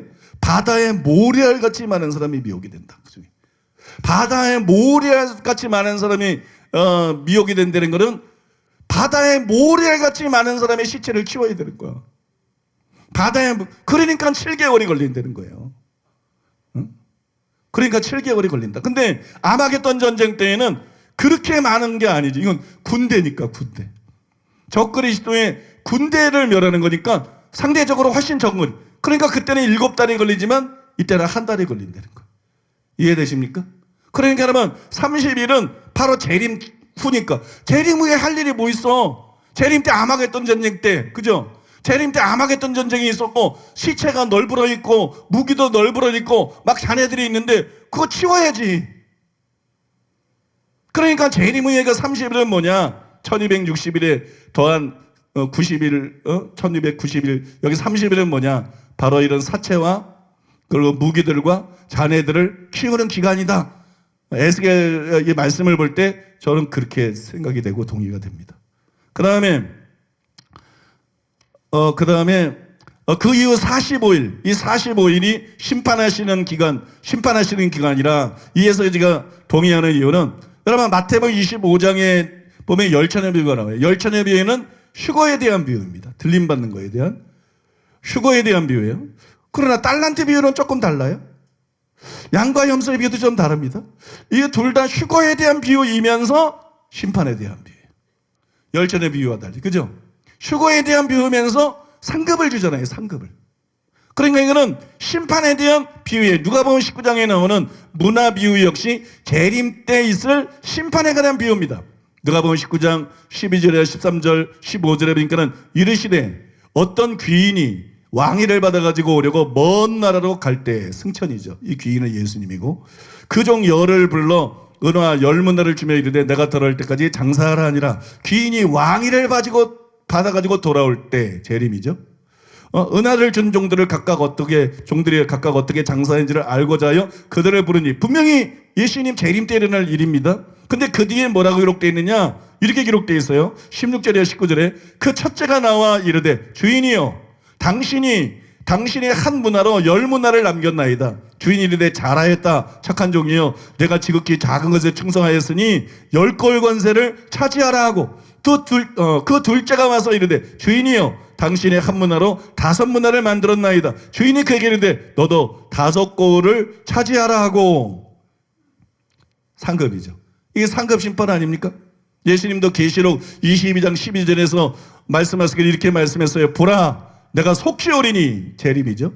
내가 줄 상이 내게 있어 각 사람에게 그의 행한 대로 갚아주리라. 상급 심판이죠.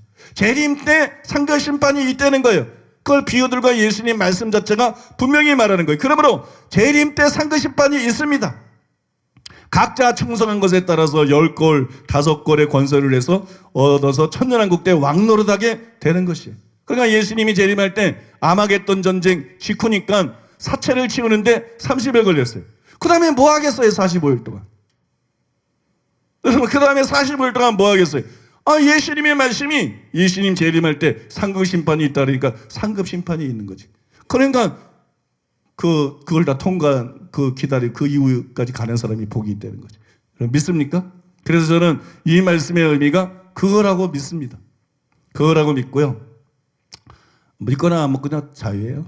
근데 저는 이제 이 수수께끼 같은 이 말씀의 의미가 뭐냐? 바로 그 2기간을 의미하는 거다. 그렇게 생각을 합니다. 이제 마지막 3번째입니다. 오늘 3가지를 말씀드리겠다 그랬어요.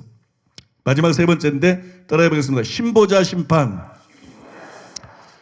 우리가 계시록 19장 20장을 지금 살펴보고 있는 중이고요. 이미 19장에 나오는 재림과 아마겟돈 전쟁을 살펴봤고 20장의 천년왕국에 대해서도 다 살펴봤어요. 이제 마지막으로 백보자 심판 하나만 남아 있습니다. 백보자 심판 하나만 나와 있는. 옛날엔 백보자 심판이라 그랬는데 그러면 헷갈리잖아. 보자가 100개 막. 근데 사실은 이제 그 신백자거든요. 그래서 신보자 심판. 이 신보자 심판인데 이 신보자 심판에 대해서는 저 자신도 오랫동안 궁금하게 여겼던 거 한 가지만 간단하게 다루도록 하겠습니다. 그것은 바로 신보자 심판의 대상이 누구냐? 믿는 자를 포함한 전체 인류냐? 아니면 불신자들만 받는 심판이냐? 이것이에요. 이 많은 학자들이 이게 전체 모든 인류가 받는 심판이다. 구원받은 신자들도 받는 심판이다. 그게 천년왕국을 부정하기 때문에 자꾸 그런 말을 하는 거예요. 아니 예수님 재림할 때 예수님이 상급 심판까지 다 말씀해 놨는데 그러면 예수님 재림할 때 상급 심판이 끝났는데 상급 심판 끝나는 사람을 또 백보자 심판에 도출해가지고 이건 일사부재리의 원칙에 어긋나는 거야 이거. 이건 일사부재리의 원칙이. 아니 심판 다 끝났는데 신보자 심판 때 전부 다 심판한다. 그러니까 천년왕국을 자꾸 교회 시대로 보는 이런 비욕에 빠져 있으니까 이 신보자 심판 때 모든 신자들이 심판을 받는다. 그렇게 생각하는 것입니다. 그러나 우리가 천년왕국이 실제로 성경이 말한 대로 존재한다는 것을 확인했고, 그걸 교회 시대를 보는 해석이 궤변에 가까운 것이고 미혹이라는 것을 우리가 성경의 문맥을 통해서 분명하게 확인했잖아요. 그죠? 분명하게 확인했으니까, 그러면 이 신보자 심판의 대상은 누구냐? 휴거한 성도들이 아니에요. 그죠? 휴거한 성도들이 아닙니다. 그 다음에 천년왕국의 백성들도 아니에요. 천년왕국의 전체 백성들도 아닙니다. 이건 죽은 자들을 위한 심판인데 그 중에 상당수는 살아서 그냥 새하늘과 새 땅으로 변화돼서 들어갈 거기 때문에. 그러면 이 심판의 대상이 누구냐? 여기 심판의 대상이 누구냐? 정답은 이렇게 말할 수 있을 것 같아요. 한번 따라해 볼까요? 주로 불신자들이 받는 심판이다. 근데 이 주로라는 말을 붙여야 돼. 주로 불신자들이 받는 심판입니다. 그 증거는 다음과 같습니다. 첫째로 따라해 보겠습니다. 신보자 심판은 천년왕국 후에 있다. 여러분 11절에 보면 또 내가 크고 신보자와 그 위에 앉으신 이를 보니 땅과 하늘이 그 앞에서 피하여 간대 없더라. 땅과 하늘이 없어져 버렸어. 간대가 없어져 버렸어. 내빼버렸어. 땅과 하늘이 간대가 없다. 그러니까 천년왕국이 아니야. 천년왕국 후죠. 이해가 되십니까? 이건 천년왕국 후예요. 그때 심판을 받기 위해서 사람들이 살아납니다. 이 부활은 전체적인 신자의 부활이 아니에요. 왜냐하면 바울이 고린도전서 15장 22절, 22절, 24절에서 필요한 부분을 있습니다. 첫째는 첫 열매이신 그리스도이고 다음은 그리스도께서 다시 오실 때 그분을 믿었던 모든 성도들입니다. 그런 다음 세상의 종말이 올 것이며 예수님이 부활의 첫 열매고 예수님이 재림할 때 모든 성도들이 부활하고 그 다음에는 세상의 종말이 올 것이다. 그 다음에 이제 다른 부활에 대해서 얘기를 하지 않고 있어요. 이렇게 그러면 전체적인 신자의 부활은 재림 때 일어난다는 거예요. 전체적인 신자의 부활은 재림 때 일어나기 때문에 천년왕국 후가 아니죠. 천년왕국가 아니에요. 그러므로 이것은 주로 불신자들의 부활이고 또 불신자들에 대한 심판이다. 그렇게 이해해야 된다는 것입니다. 두 번째로 따라해 보겠습니다. 성도들의 심판은 재림 때 이루어진다. 아까 말씀했죠. 달란트 비유, 양과 염소 비유, 문화 비유, 그죠? 그 다음에 예수님이 하신 말씀. 그러니까 그걸 통해서 알아본 것처럼 신자들의 상급 심판은 재림 때 이루어집니다. 그러나 신보자 심판은 재림 후에 천년왕국, 재림 후 천년 뒤에 합니다. 여러분 이것은 전체적인 신자와 무관한 심판이에요. 주로 예비지옥에 있었던 불신자들이 부활해서 몸과 한가에 불못에 던져지는 그런 여러분 심판입니다. 많은 분들이 눈치를 채셨겠지만 제가 설명을 하면서 계속 주로라는 단어를 붙였어요. 왜 이 주로라는 단어를 사용했느냐? 그 이유는 신보자 심판 때 심판을 받는 죽은 자들 중에 천년왕국 백성이 어느 정도는 포함되어 있습니다. 왜 천년왕국 백성이 어느 정도 포함되어 있느냐? 천년왕국 백성이 100세가 못 돼서 죽은 저주받은 자들 뿐만 아니라 내 백성의 수완이 나무같이 된다 그랬지 전혀 안 죽는다고 말하지 않았기 때문에 계시록 이사야 65장에서 천년왕국에 대해서 나무처럼 된다 그랬더니 오래 장수하다가 천년 안에 죽는 사람들이 있을 거예요. 오래 장수하다가 그 신앙생활 잘하면서 오래 장수하다가 죽는 사람, 그 죽은 사람들이 그때 다 일어나니까 그들도 그때 일어날 거라는 거예요. 그들도 그때 일어날 것이고 그들도 이 심판대 앞에 서게 될 것이라는 것입니다. 이 심판대 앞에 서서 생명책에 이름이 기록되는 것을 확인하고 불못이 아니라 새하늘과 새 땅에 들어갈 것으로 보입니다. 여러분 사실 신보자 심판이 대상이 왜 논란이 되느냐? 분위기가 어둡죠. 분위기가 전체적으로 심판의 기조 아니에요? 분위기가 어두워요. 그러면 이게 불신자들의 심판이다 그러면 되는데 왜 또 믿는 자들의 심판도 여기에 포함된다고 생각하느냐? 하나는 천년왕국을 부정하기 때문이고 많은 사람들이 그런 미혹에 빠져있기 때문이고 또 하나는 뭡니까? 여기 생명책도 펴져 있고 생명책도 펴져 있고 그 다음에 그들 모두 불못에 던져지리라. 이러면 간단하잖아. 아 이거 불신자에 대한 심판이구나. 그들 모두 불못에 던져지리라. 근데 그렇게 말하지 않고요. 아리송하게 뭐라고 말했냐면 이렇게 말했어요. 15절에 보니까 누구든지 생명책에 기록되지 못한 자는 불못에 던져지리라. 굉장히 아리송하지 않아요? 누구든지 생명책에 기록되지 못한 자는 불못에 던져지리라. 이게 다 불못에 던져진다. 그런 거하고는 좀 차이가 있지 않아요? 그러니까 그런 데서 착각이 일어나는 것인데, 이런 표현이 왜 있느냐? 신자들이 이때 심판을 받기 때문이 아니라 천년왕국 백성들 중에 저주받아서 죽는 사람 말고, 불순종해서 제 가운데서 100세도 못해서 죽는 사람 말고, 제대로 신앙생활하다가 나무처럼 오래 살다가 죽는 사람들이 있을 것인데, 죽은 자들이 전부 살아난다니까 이게 마지막 살아나는 거니까 그들도 같이 살아날 것이다. 믿습니까? 그리고 그들은 전체 불신자에 비하면 상대적으로 일부고 소수죠. 그러니까 전체 분위기는 굉장히 어둡지만 그러면서도 다 멸망받지 않는 것 같은 이런 가능성이 있는 말씀들이 그 안에 끼어 있는 거 아닌가, 이렇게 생각하는데요. 이 제 생각입니다. 저는 이 구절에 대해서 아무튼 그렇게 생각을 합니다. 이제 오늘 말씀의 결론을 맺겠습니다. 제가 마지막으로 여러분들에게 꼭 드리고 싶은 말씀이 있는데, 요한계시록 20장 15절이에요. 누구든지 생명책에 기록되지 못한 자는 불못에 던져지더라. 최근에 제가 성도수가 500만 명이라는 말도 있고 700만, 800만 명이라는 말도 있는데, 그 교회 예배당 가본 사람 말에 의하면 앞에서 뒤로 3km고 옆에서 옆으로 3km라 그래요. 예배당이. 앞에서 뒤로 3km, 그 옆에서 옆으로 3km. 그 사람이 보이겠어요? 그게 목사가 보이겠어요? 그런 교회라 그러는데, 세계에서 실제적으로 제일 큰 교회죠. 세계에서 제일 큰 교회가 아프리카에 있어요. 아프리카에 있는데, 그 교회 담임 목사님이 에녹 아데보예라는 목사님이에요. 근데 에녹 아데보예 목사님의 책을 제가 몇 권 읽어봤는데, 구입해가지고 읽어봤는데, 거기에 그 한 번은 이제 제가 에녹 아데보예 목사님 책을 읽는데, 그 책의 다음 내용이 눈에 확 들어오더라고요. 그 책에 이런 내용이 있었어요. 현명한 선택. 고린도후서 5장 11절. 우리는 주의 두려우심을 알므로 사람들을 권면하거니와 우리가 하나님 앞에서 알리워졌고 또 너희 양심에도 알리워지기를 바라노라. 바울이 하나님의 두려우심을 알았어요. 성도들이 하나님의 두려우심을 알기 원했어요. 그래서 양심에 알려지기를 원했어요. 사람들이 그냥 직위로 인정받고 이런 게 아니라 양심에 알려지기를 원했어요. 이 구절을 인용하면서 이렇게 썼어요. 우리가 사람들에게 삶을 그리스도께 드려야 한다고 끊임없이 전하는 이유는 지옥이 실제하기 때문입니다. 지옥의 고통은 사람이 겪어본 그 어떤 고통보다도 더 고통스럽습니다. 세계대전이나 핵무기에 의한 대량 학살보다도 끔찍한 것이 지옥입니다. 지옥은 에볼라, 에이즈, 나병, 흑사병 같은 전염병보다 더 혹독합니다. 가장 최악인 점은 지옥은 이런 끔찍한 고통이 영원히 지속된다는 점입니다.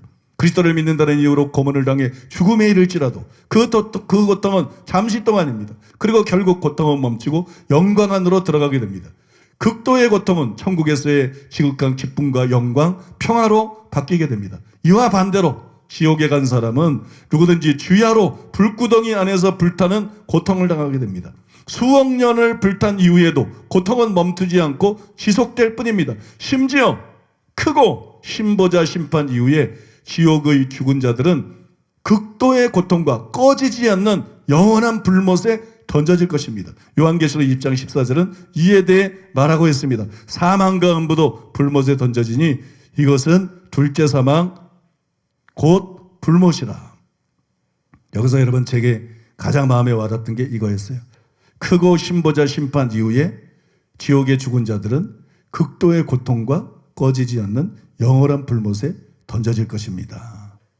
요한계시록 20장 14절은 이에 대해서 말하고 있습니다. 사망과 음부도 불못에 던져지니 이것은 둘째 사망 곧 불못이라. 사람들이 지금 지옥에 가 있는 그 지옥이 끝이 아니라는 거예요. 사람들이 지옥에 가 있는 건 맛보기에 불과한 것이다. 부자와 나사렛에 비유해 나오는 부자가 한 방울 물을 그리워하면서 불꽃 가운데서 고민했어요. 불꽃이지 불못이 아니에요. 지금 사람들이 가 있는 지옥은 불꽃이 있는 것입니다. 불꽃 가운데서 고민하는 거예요. 누가복음 14장 26절이니까 아버지 아브라함이여 나를 긍휼히 여기사 나사렛을 보내어 그 손가락 겉에 물을 찍어 내 혀를 서늘하게 하소서. 내가 이 불꽃 가운데서 괴로워하나이다. 지금 있는 지옥은 불길이 있는 곳이에요. 거기는 불꽃이 있는 것이. 이거는 예비 지옥이고 이것은 여러분 시작에 불과합니다. 모든 불신자들은 결국 지옥에 있는 사람들을 말하는 거예요. 지옥에 또 갈 사람들을 말하는 거예요. 그런 모든 불신자들은 결국은 신보자 심판에서 심판을 받고 지옥이 아니라, 단순한 지옥이 아니라 영원한 불못에 던져질 것입니다. 새하늘과 새 땅이 궁극적인 천국인 것처럼 이 불못은, 영원한 불못은 궁극적인 지옥이에요. 그 불못에 던져져서 영원을 보내게 될 것이에요.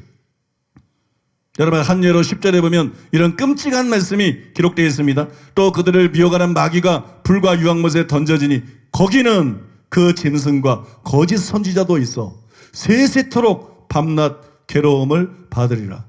여러분, 이게 의미를 생각해 보면 얼마나 끔찍한 말씀인지 몰라요. 저 그리스도와 거짓 선지자는 예수님 재림 때 불못에 던져졌어요. 그 뒤로 1000년이 흘렀어요. 저 그리스도와 거짓 선지자가 산채로 불못에 던져졌어요. 그 뒤로 1000년이 지났어요. 1000년 동안 불못 속에 있었던 거예요. 구원받은 성도들이 여러분 1000년왕국에서 1000년 동안 다스릴 때 저 그리스도와 거짓 선지자는 여러분 1000년 동안 불못 속에서 뒹구르고 울부짖고 있었어요. 근데 이것은 시작일 뿐이에요. 1000년이 지나도, 만년이 지나도, 100만 년이 지나도, 억만 년이 지나도, 그래서 세세토록 밤낮 괴로움을 당하려. 여러분, 밤이 어디 있고 낮이 어디 있습니까? 여러분, 불못 속에서 어떻게 잠을 이룰 수 있습니까? 단 한순간이라도 불못 속에서 어떻게 휴식을 취하고 불못 속에서 어떻게 잠을 이룰 수가 있겠어요? 그러니까 이거보다 더 끔찍한 일이 어디에 있겠어요? 어떤 사람들은 지옥을 생각하면서 하나님이 불공평하다고 원망합니다. 왜 지옥에서조차 마귀와 귀신들은 사람들을 고문하고 괴롭히고 시덕거리며, 간증문에 보면 그렇게 나오잖아요. 사람들만 고통을 당하느냐? 더 악한 거는 마귀인데, 더 악한 거는 귀신인데 불평을 합니다. 그건 여러분 성경을 몰라서 하는 소리예요. 귀신들이 사람을 괴롭히며 즐거워하는 것은 예비지옥에서만 가능한 일입니다.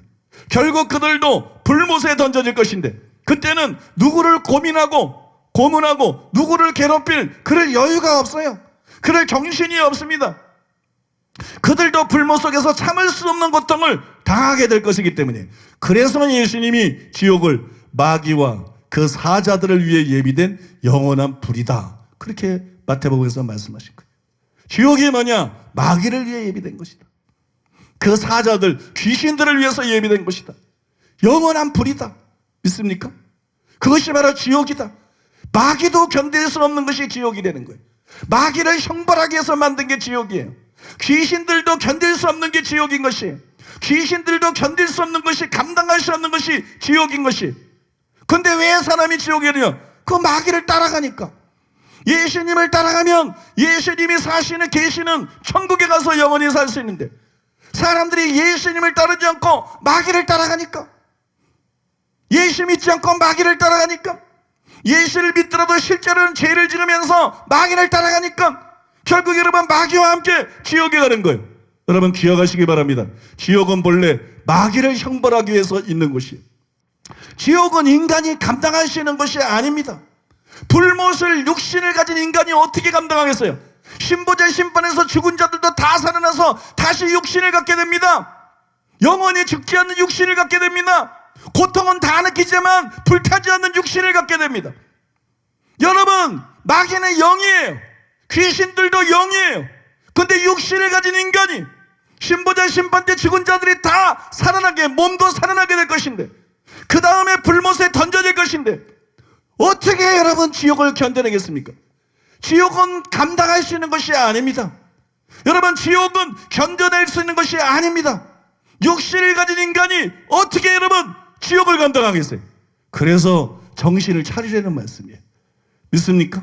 그래서 정신을 차리고 예수를 믿어야 되고, 여러분 지금 곧 회개하고 죄를 버려야 되는 거예요. 죄의 잠에서 깨어나야 되는 것이. 얼마 전의 일인데요, 제가 성령신학교 강의를 하다가 궁극적인 지옥인 불못에 대해서 얘기를 했어요. 사람들이 부자와 나사렛에 나오는 그 예비 지옥만 알고 그게 지옥인 줄 아는데, 진짜 지옥은 불못이다. 지옥에 있는 사람들이 나중에 백보자 심판을 받고 불못에 던져질 것인데, 한번 생각해봐라. 불못에 던져져서 어떻게 감당하겠는가? 불못에 던져졌을 때 그 고통이 어떻겠는가? 그걸 도대체 어떻게 감당하겠는가? 그걸 피하기 위해서라면 무슨 일이든 못하겠는가? 지옥이 얼마나 무서운 것인지를 사람들이 제대로 모르고 있다. 멸망받고 심판받는 것이 얼마나 무서운 것인지를 사람들이 모르고 있다. 제가 그 얘기를 했더니 강의가 끝나고 난 다음에 강의를 들은 브라질에서 온 성도님이 저를 쫓아왔어요. 나중에 그분은 사랑하는 사람들을 모임에서 치유를 받았지만 그때는 암 환자였습니다. 그래서 지옥에 대한 두려움이 더 심각했을 거예요. 언제 죽을지 모르고 죽어서 자기가 준비가 안 됐으면 나중에 불못에 던져질 거라는 생각하니까 겁이 다라고 났어요. 소름이 끼쳤어요. 그래서 여러분, 이분이 제게 와서 눈물을 흘리면서 고백했어요. 눈물을 흘리면서 자신의 마음이 너무 완화갔다고, 자신의 마음이 너무 완고했다고, 불못이 너무 무서운데 그곳에 갈 것 같다고, 자신을 위해서 안수하면서 기도해달라고, 울면서 두려움에 떨면서 그 엘리베이터 앞에 복도에서 바닥에 무릎을 꿇고 기도해달라고 애원을 하더라고요. 그래서 손을 넘고 간절히 기도해드린 적이 있어요. 저는 나중에 이분이 영육간에 모두 구원받은 간증을 우리 교회 카페에 올린 것을 보고 얼마나 감사했는지 모릅니다. 얼마나 기뻤는지 모릅니다. 사랑하는 여러분, 이분처럼 하나님을 두려워하십시오. 얼마나 많은 사람이 순교를 두려워합니까? 얼마나 많은 사람이 고문을 두려워합니까? 얼마나 많은 사람들이 박해자를 두려워합니까? 근데 예수님의 말씀했어요. 너희를 죽이는 자를 두려워하지 말아라. 박해자들을 두려워하지 말아라. 너희가 두려워해야 될 분은 따로 있다. 바로 하나님이다.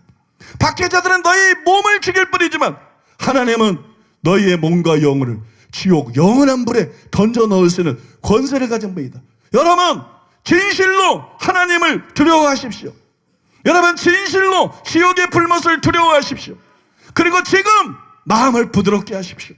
제발 지금 마음을 부드럽게 하고, 제발 자신들의 죄를 깨닫고, 제발 자신들의 죄를 하나님 앞에 회개하고, 그 죄에서 즉각 떠나십시오. 즉각 떠나십시오. 즉각 하나님께 순종하십시오.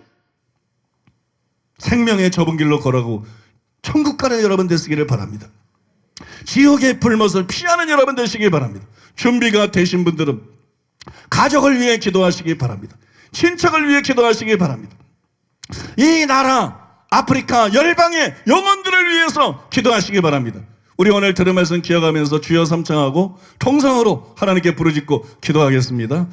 주여, 주여, 주여.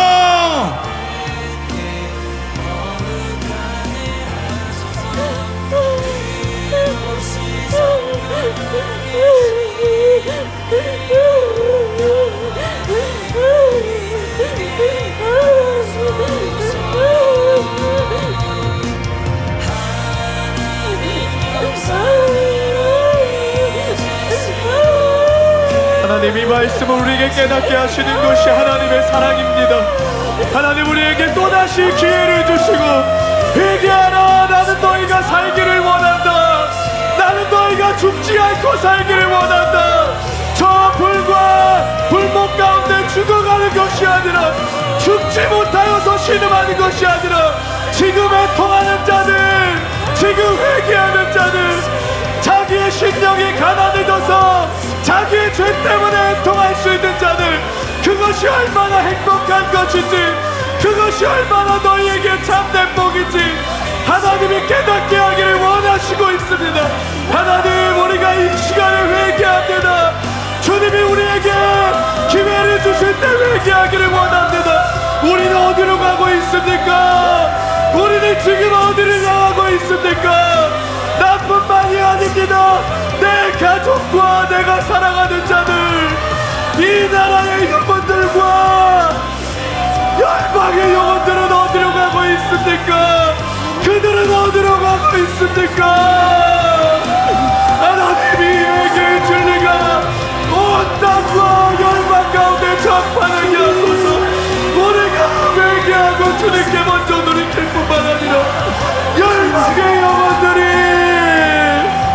주님께 나오게 하소서. 죽지 않고 살게 하소서. 아버지여, 아버지여, 그 영혼들을 살려주시옵소서. 지금 주님 앞에 서야 합니다. 지금 주님 앞에 서야 합니다.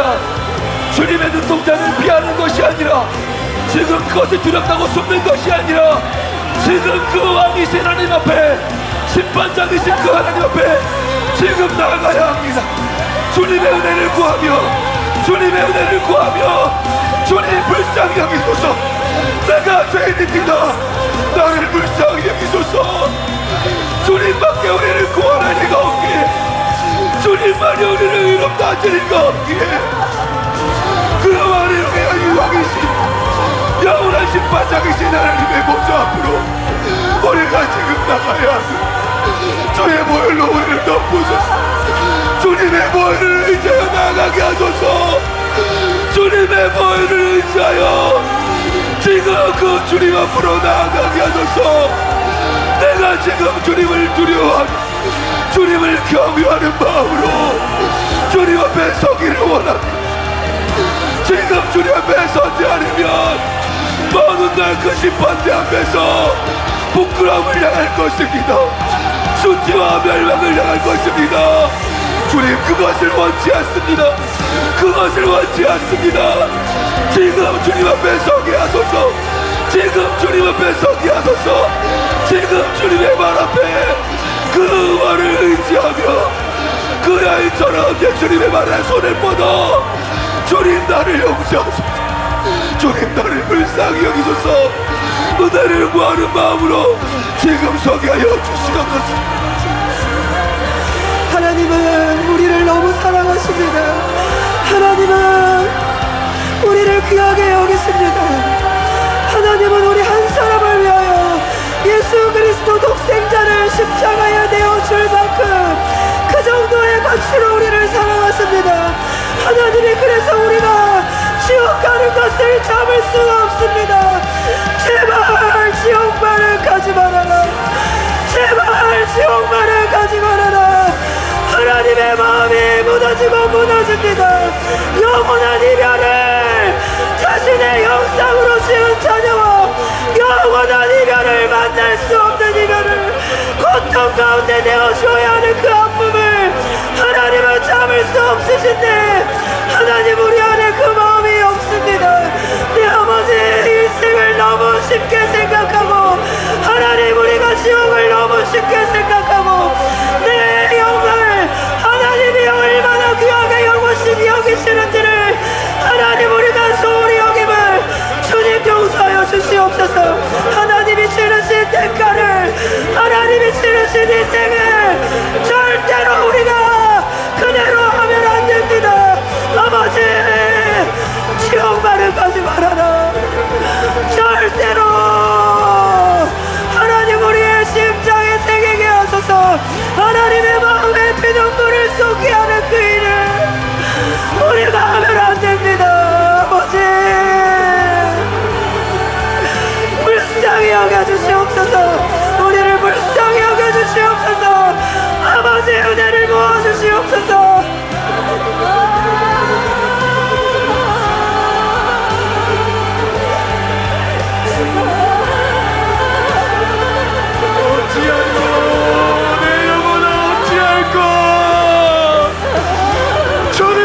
신음하며 나아갑니다. 주님 앞에 단식하며 나아갑니다. 지금의 나로서는 안 됩니다. 지금 이런 상태로는 안 됩니다. 주님 앞에 엎드립니다. 두려워하는 심정으로, 이 말씀 앞에 떠는 심정으로 하나님 이 시간 주님 앞에 엎드립니다. 회개합니다. 주님, 우리가 주님 앞에 지금 애곡하며 애통하며 우리의 심령이 녹아 쏟아지게 하소서. 내 마음이 녹아지게 하소서. 내 마음이 녹아지게 하소서. 내 마음에서 단식이 올라오게 하소서. 어찌할꼬 내 영혼아, 어찌할꼬. 하나님 앞에 우리가 회개하며 나아갑니다. 하나님의 나라를 얻기 위해서 나아갑니다. 아버지, 우리뿐만 아니라 수많은 영혼들이 지옥만을 가지 않도록 주님, 우리가 나아가게 하소서. 엎드리게 하소서. 회개하고 주옵소서. 이 나라와 열방을 위해서 주님 앞에 기도하는 자들로 일어나게 하여 주옵소서.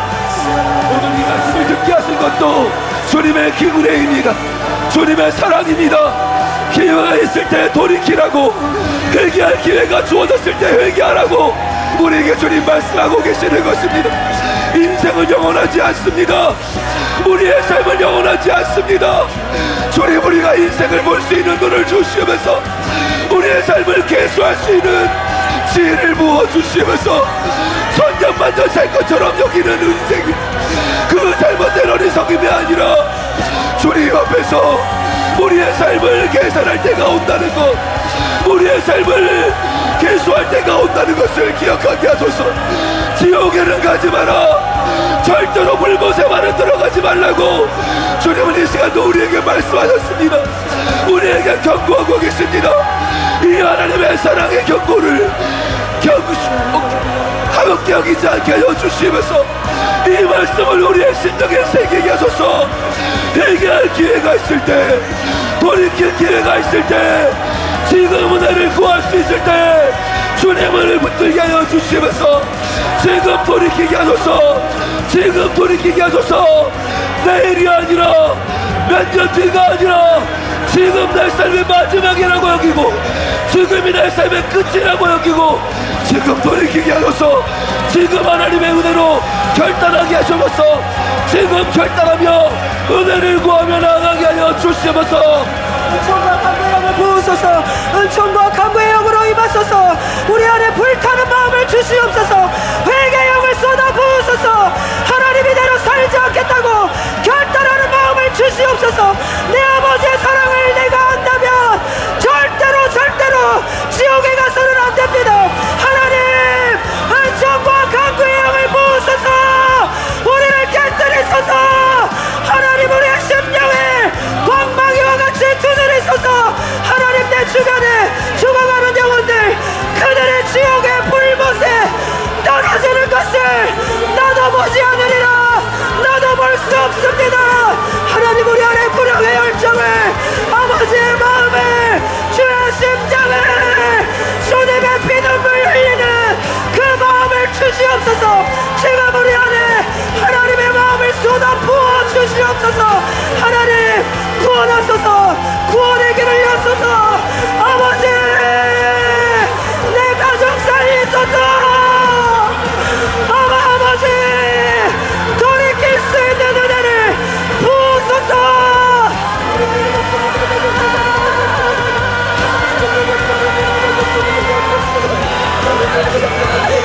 반드시 그때가 옵니다.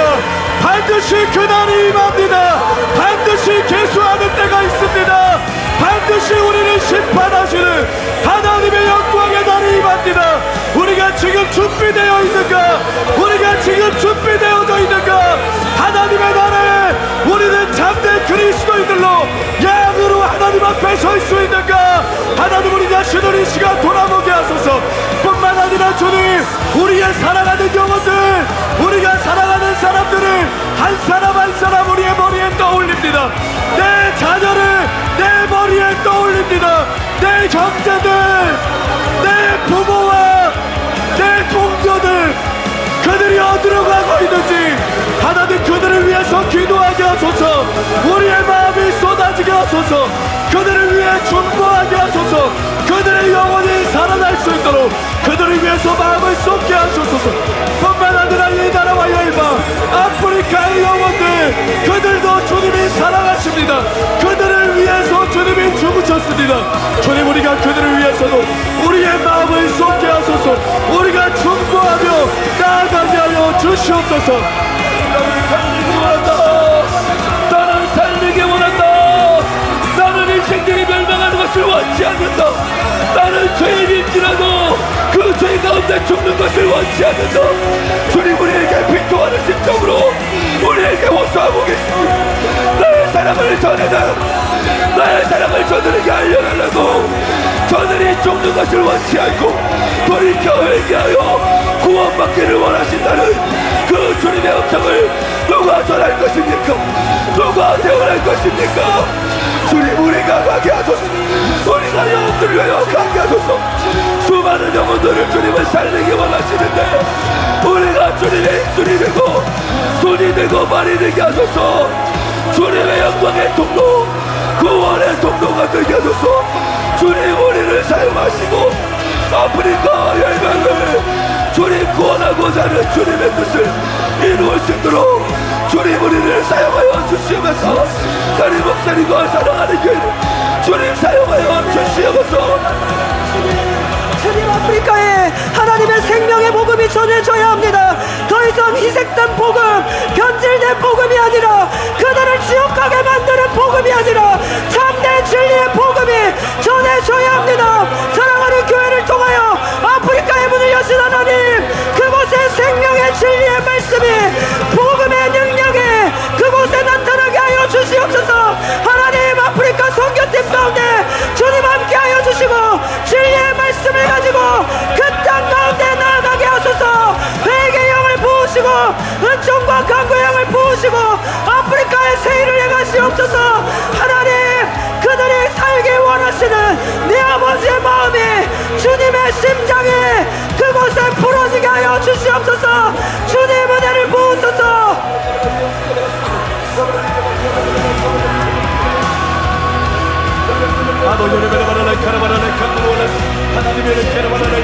오직 희석되지 않은 진리의 말씀 그것만이 영혼들을 살릴 수 있습니다. 거짓 복음이 아니라 싸우려 복음이 아니라 구원파적인 가짜 복음이 아니라 오직 영혼들을 살릴 수 있는 진리의 말씀만이 우리를 살릴 수 있습니다.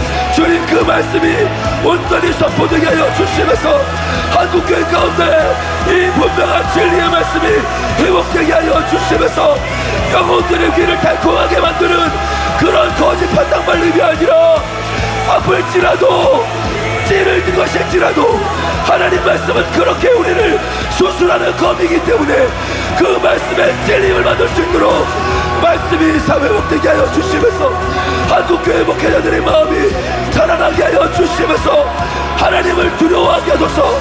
하나님을 두려워하게 하소서. 사람의 종이 아니라 하나님의 종으로 서게 하소서. 하나님을 두려워하는 마음으로 영혼들을 살릴 수 있는 진리의 말씀을 담대하게 선포하게 하여 주시면서 자신도 멸망당하고 영혼들도 지옥으로 이끌어가는 그런 악한 자들이 아니라 영혼들을 살릴 수 있는 진실한 종으로 회복될 수 있도록 변화될 수 있도록 아버지 한국교회 가운데 은혜를 부어주시면서 목회자들 가운데 주님을 경외하는 영을 부어주시면서 주의 말씀을 가감없이 선포할 수 있도록 주님 역사하여 주시면서 핍박이 두려운 것이 아닙니다. 박해가 두려운 것이 아닙니다. 고문과 순교가 우리를 두렵게 하는 것이 아닙니다. 심판하시는 하나님, 공의로우신 하나님, 그분을 경외하고 두려워하는 자들, 하나님, 그런 하나님의 사람들이 일어나게 하여 주옵소서. 그래서 진짜 사명 감당할 수 있고 영혼들을 위해서 마음을 쏟을 수 있는, 영혼들을 살리기 위해서 자기의 생명도 아낌없이 내어놓을 수 있는 하나님의 사람들이 일어나게 하여 주소서. 진정한 순교자들, 살아있는 순교자들이 이곳 가운데서 주님 일어나게 하여 주시옵소서. 예수 그리스도의 희생을 헐되게 하지 않을 것입니다. 우리가 지옥 가지 않도록 하기 위하여 자기 자신을 죽음으로 내어 던지신 예수님, 그 희생을 헛되게 하지 않을 것입니다. 하나님, 다리 목사님에게 하나님의 말씀을 부으소서. 타협하지 않는 진리의 말씀으로 하나님, 이 땅의 모든 영혼들이 지옥이 아니라 천국으로 영원한 새하늘과 새 땅에 하나님 피조물로 살아가기를 원하시는 아버지의 마음을 전하실 수 있도록 아버지 붙잡으시고 은혜 부어주시옵소서. 사랑하는 교회 부르심을 향하여 우리가 온전히 나아갈 수 있게 하여 주시옵소서. 진리의 영으로 충만케 하소서. 진리의 영으로 충만케 하소서. 은혜와 성령으로 충만케 하여 주시옵소서. 하나님의 마음이 우리의 마음과 같아지고 우리가 온전히 주의 형상되는 날마다 주님 앞에 하나님을 닮아가는 삶으로 나아가는 하나님의 은혜를 부어주시옵소서. 독일이 복 있는 자가 되게 하소서. 살았으나 죽은 것 같은 인생이 아니라 죽어도 산 자가 될 수 있도록, 죽을지라도 영생을 얻는 자가 될 수 있도록 그 복을 받는 자들이 되게 하여 주시면서 하나님 말씀을 만으로 여기지 않고 그 말씀을 신비에 새기며 우리 앞에 심판주로 오시는 주님을 두려워하는 마음으로, 경외하는 마음으로 사랑하며 섬기며 주의 뜻을 따라 살아가는 우리 모두가 될 수 있도록 주님은 내버려 주시면서 우리 예 가운데, 우리 모두 가운데 주님의 긍휼과 자비와 은혜가 부어지게 하소서. 이 은혜를 헛되이 하지 않는 삶을 오직 살아갈 수 있도록 도와주시옵소서.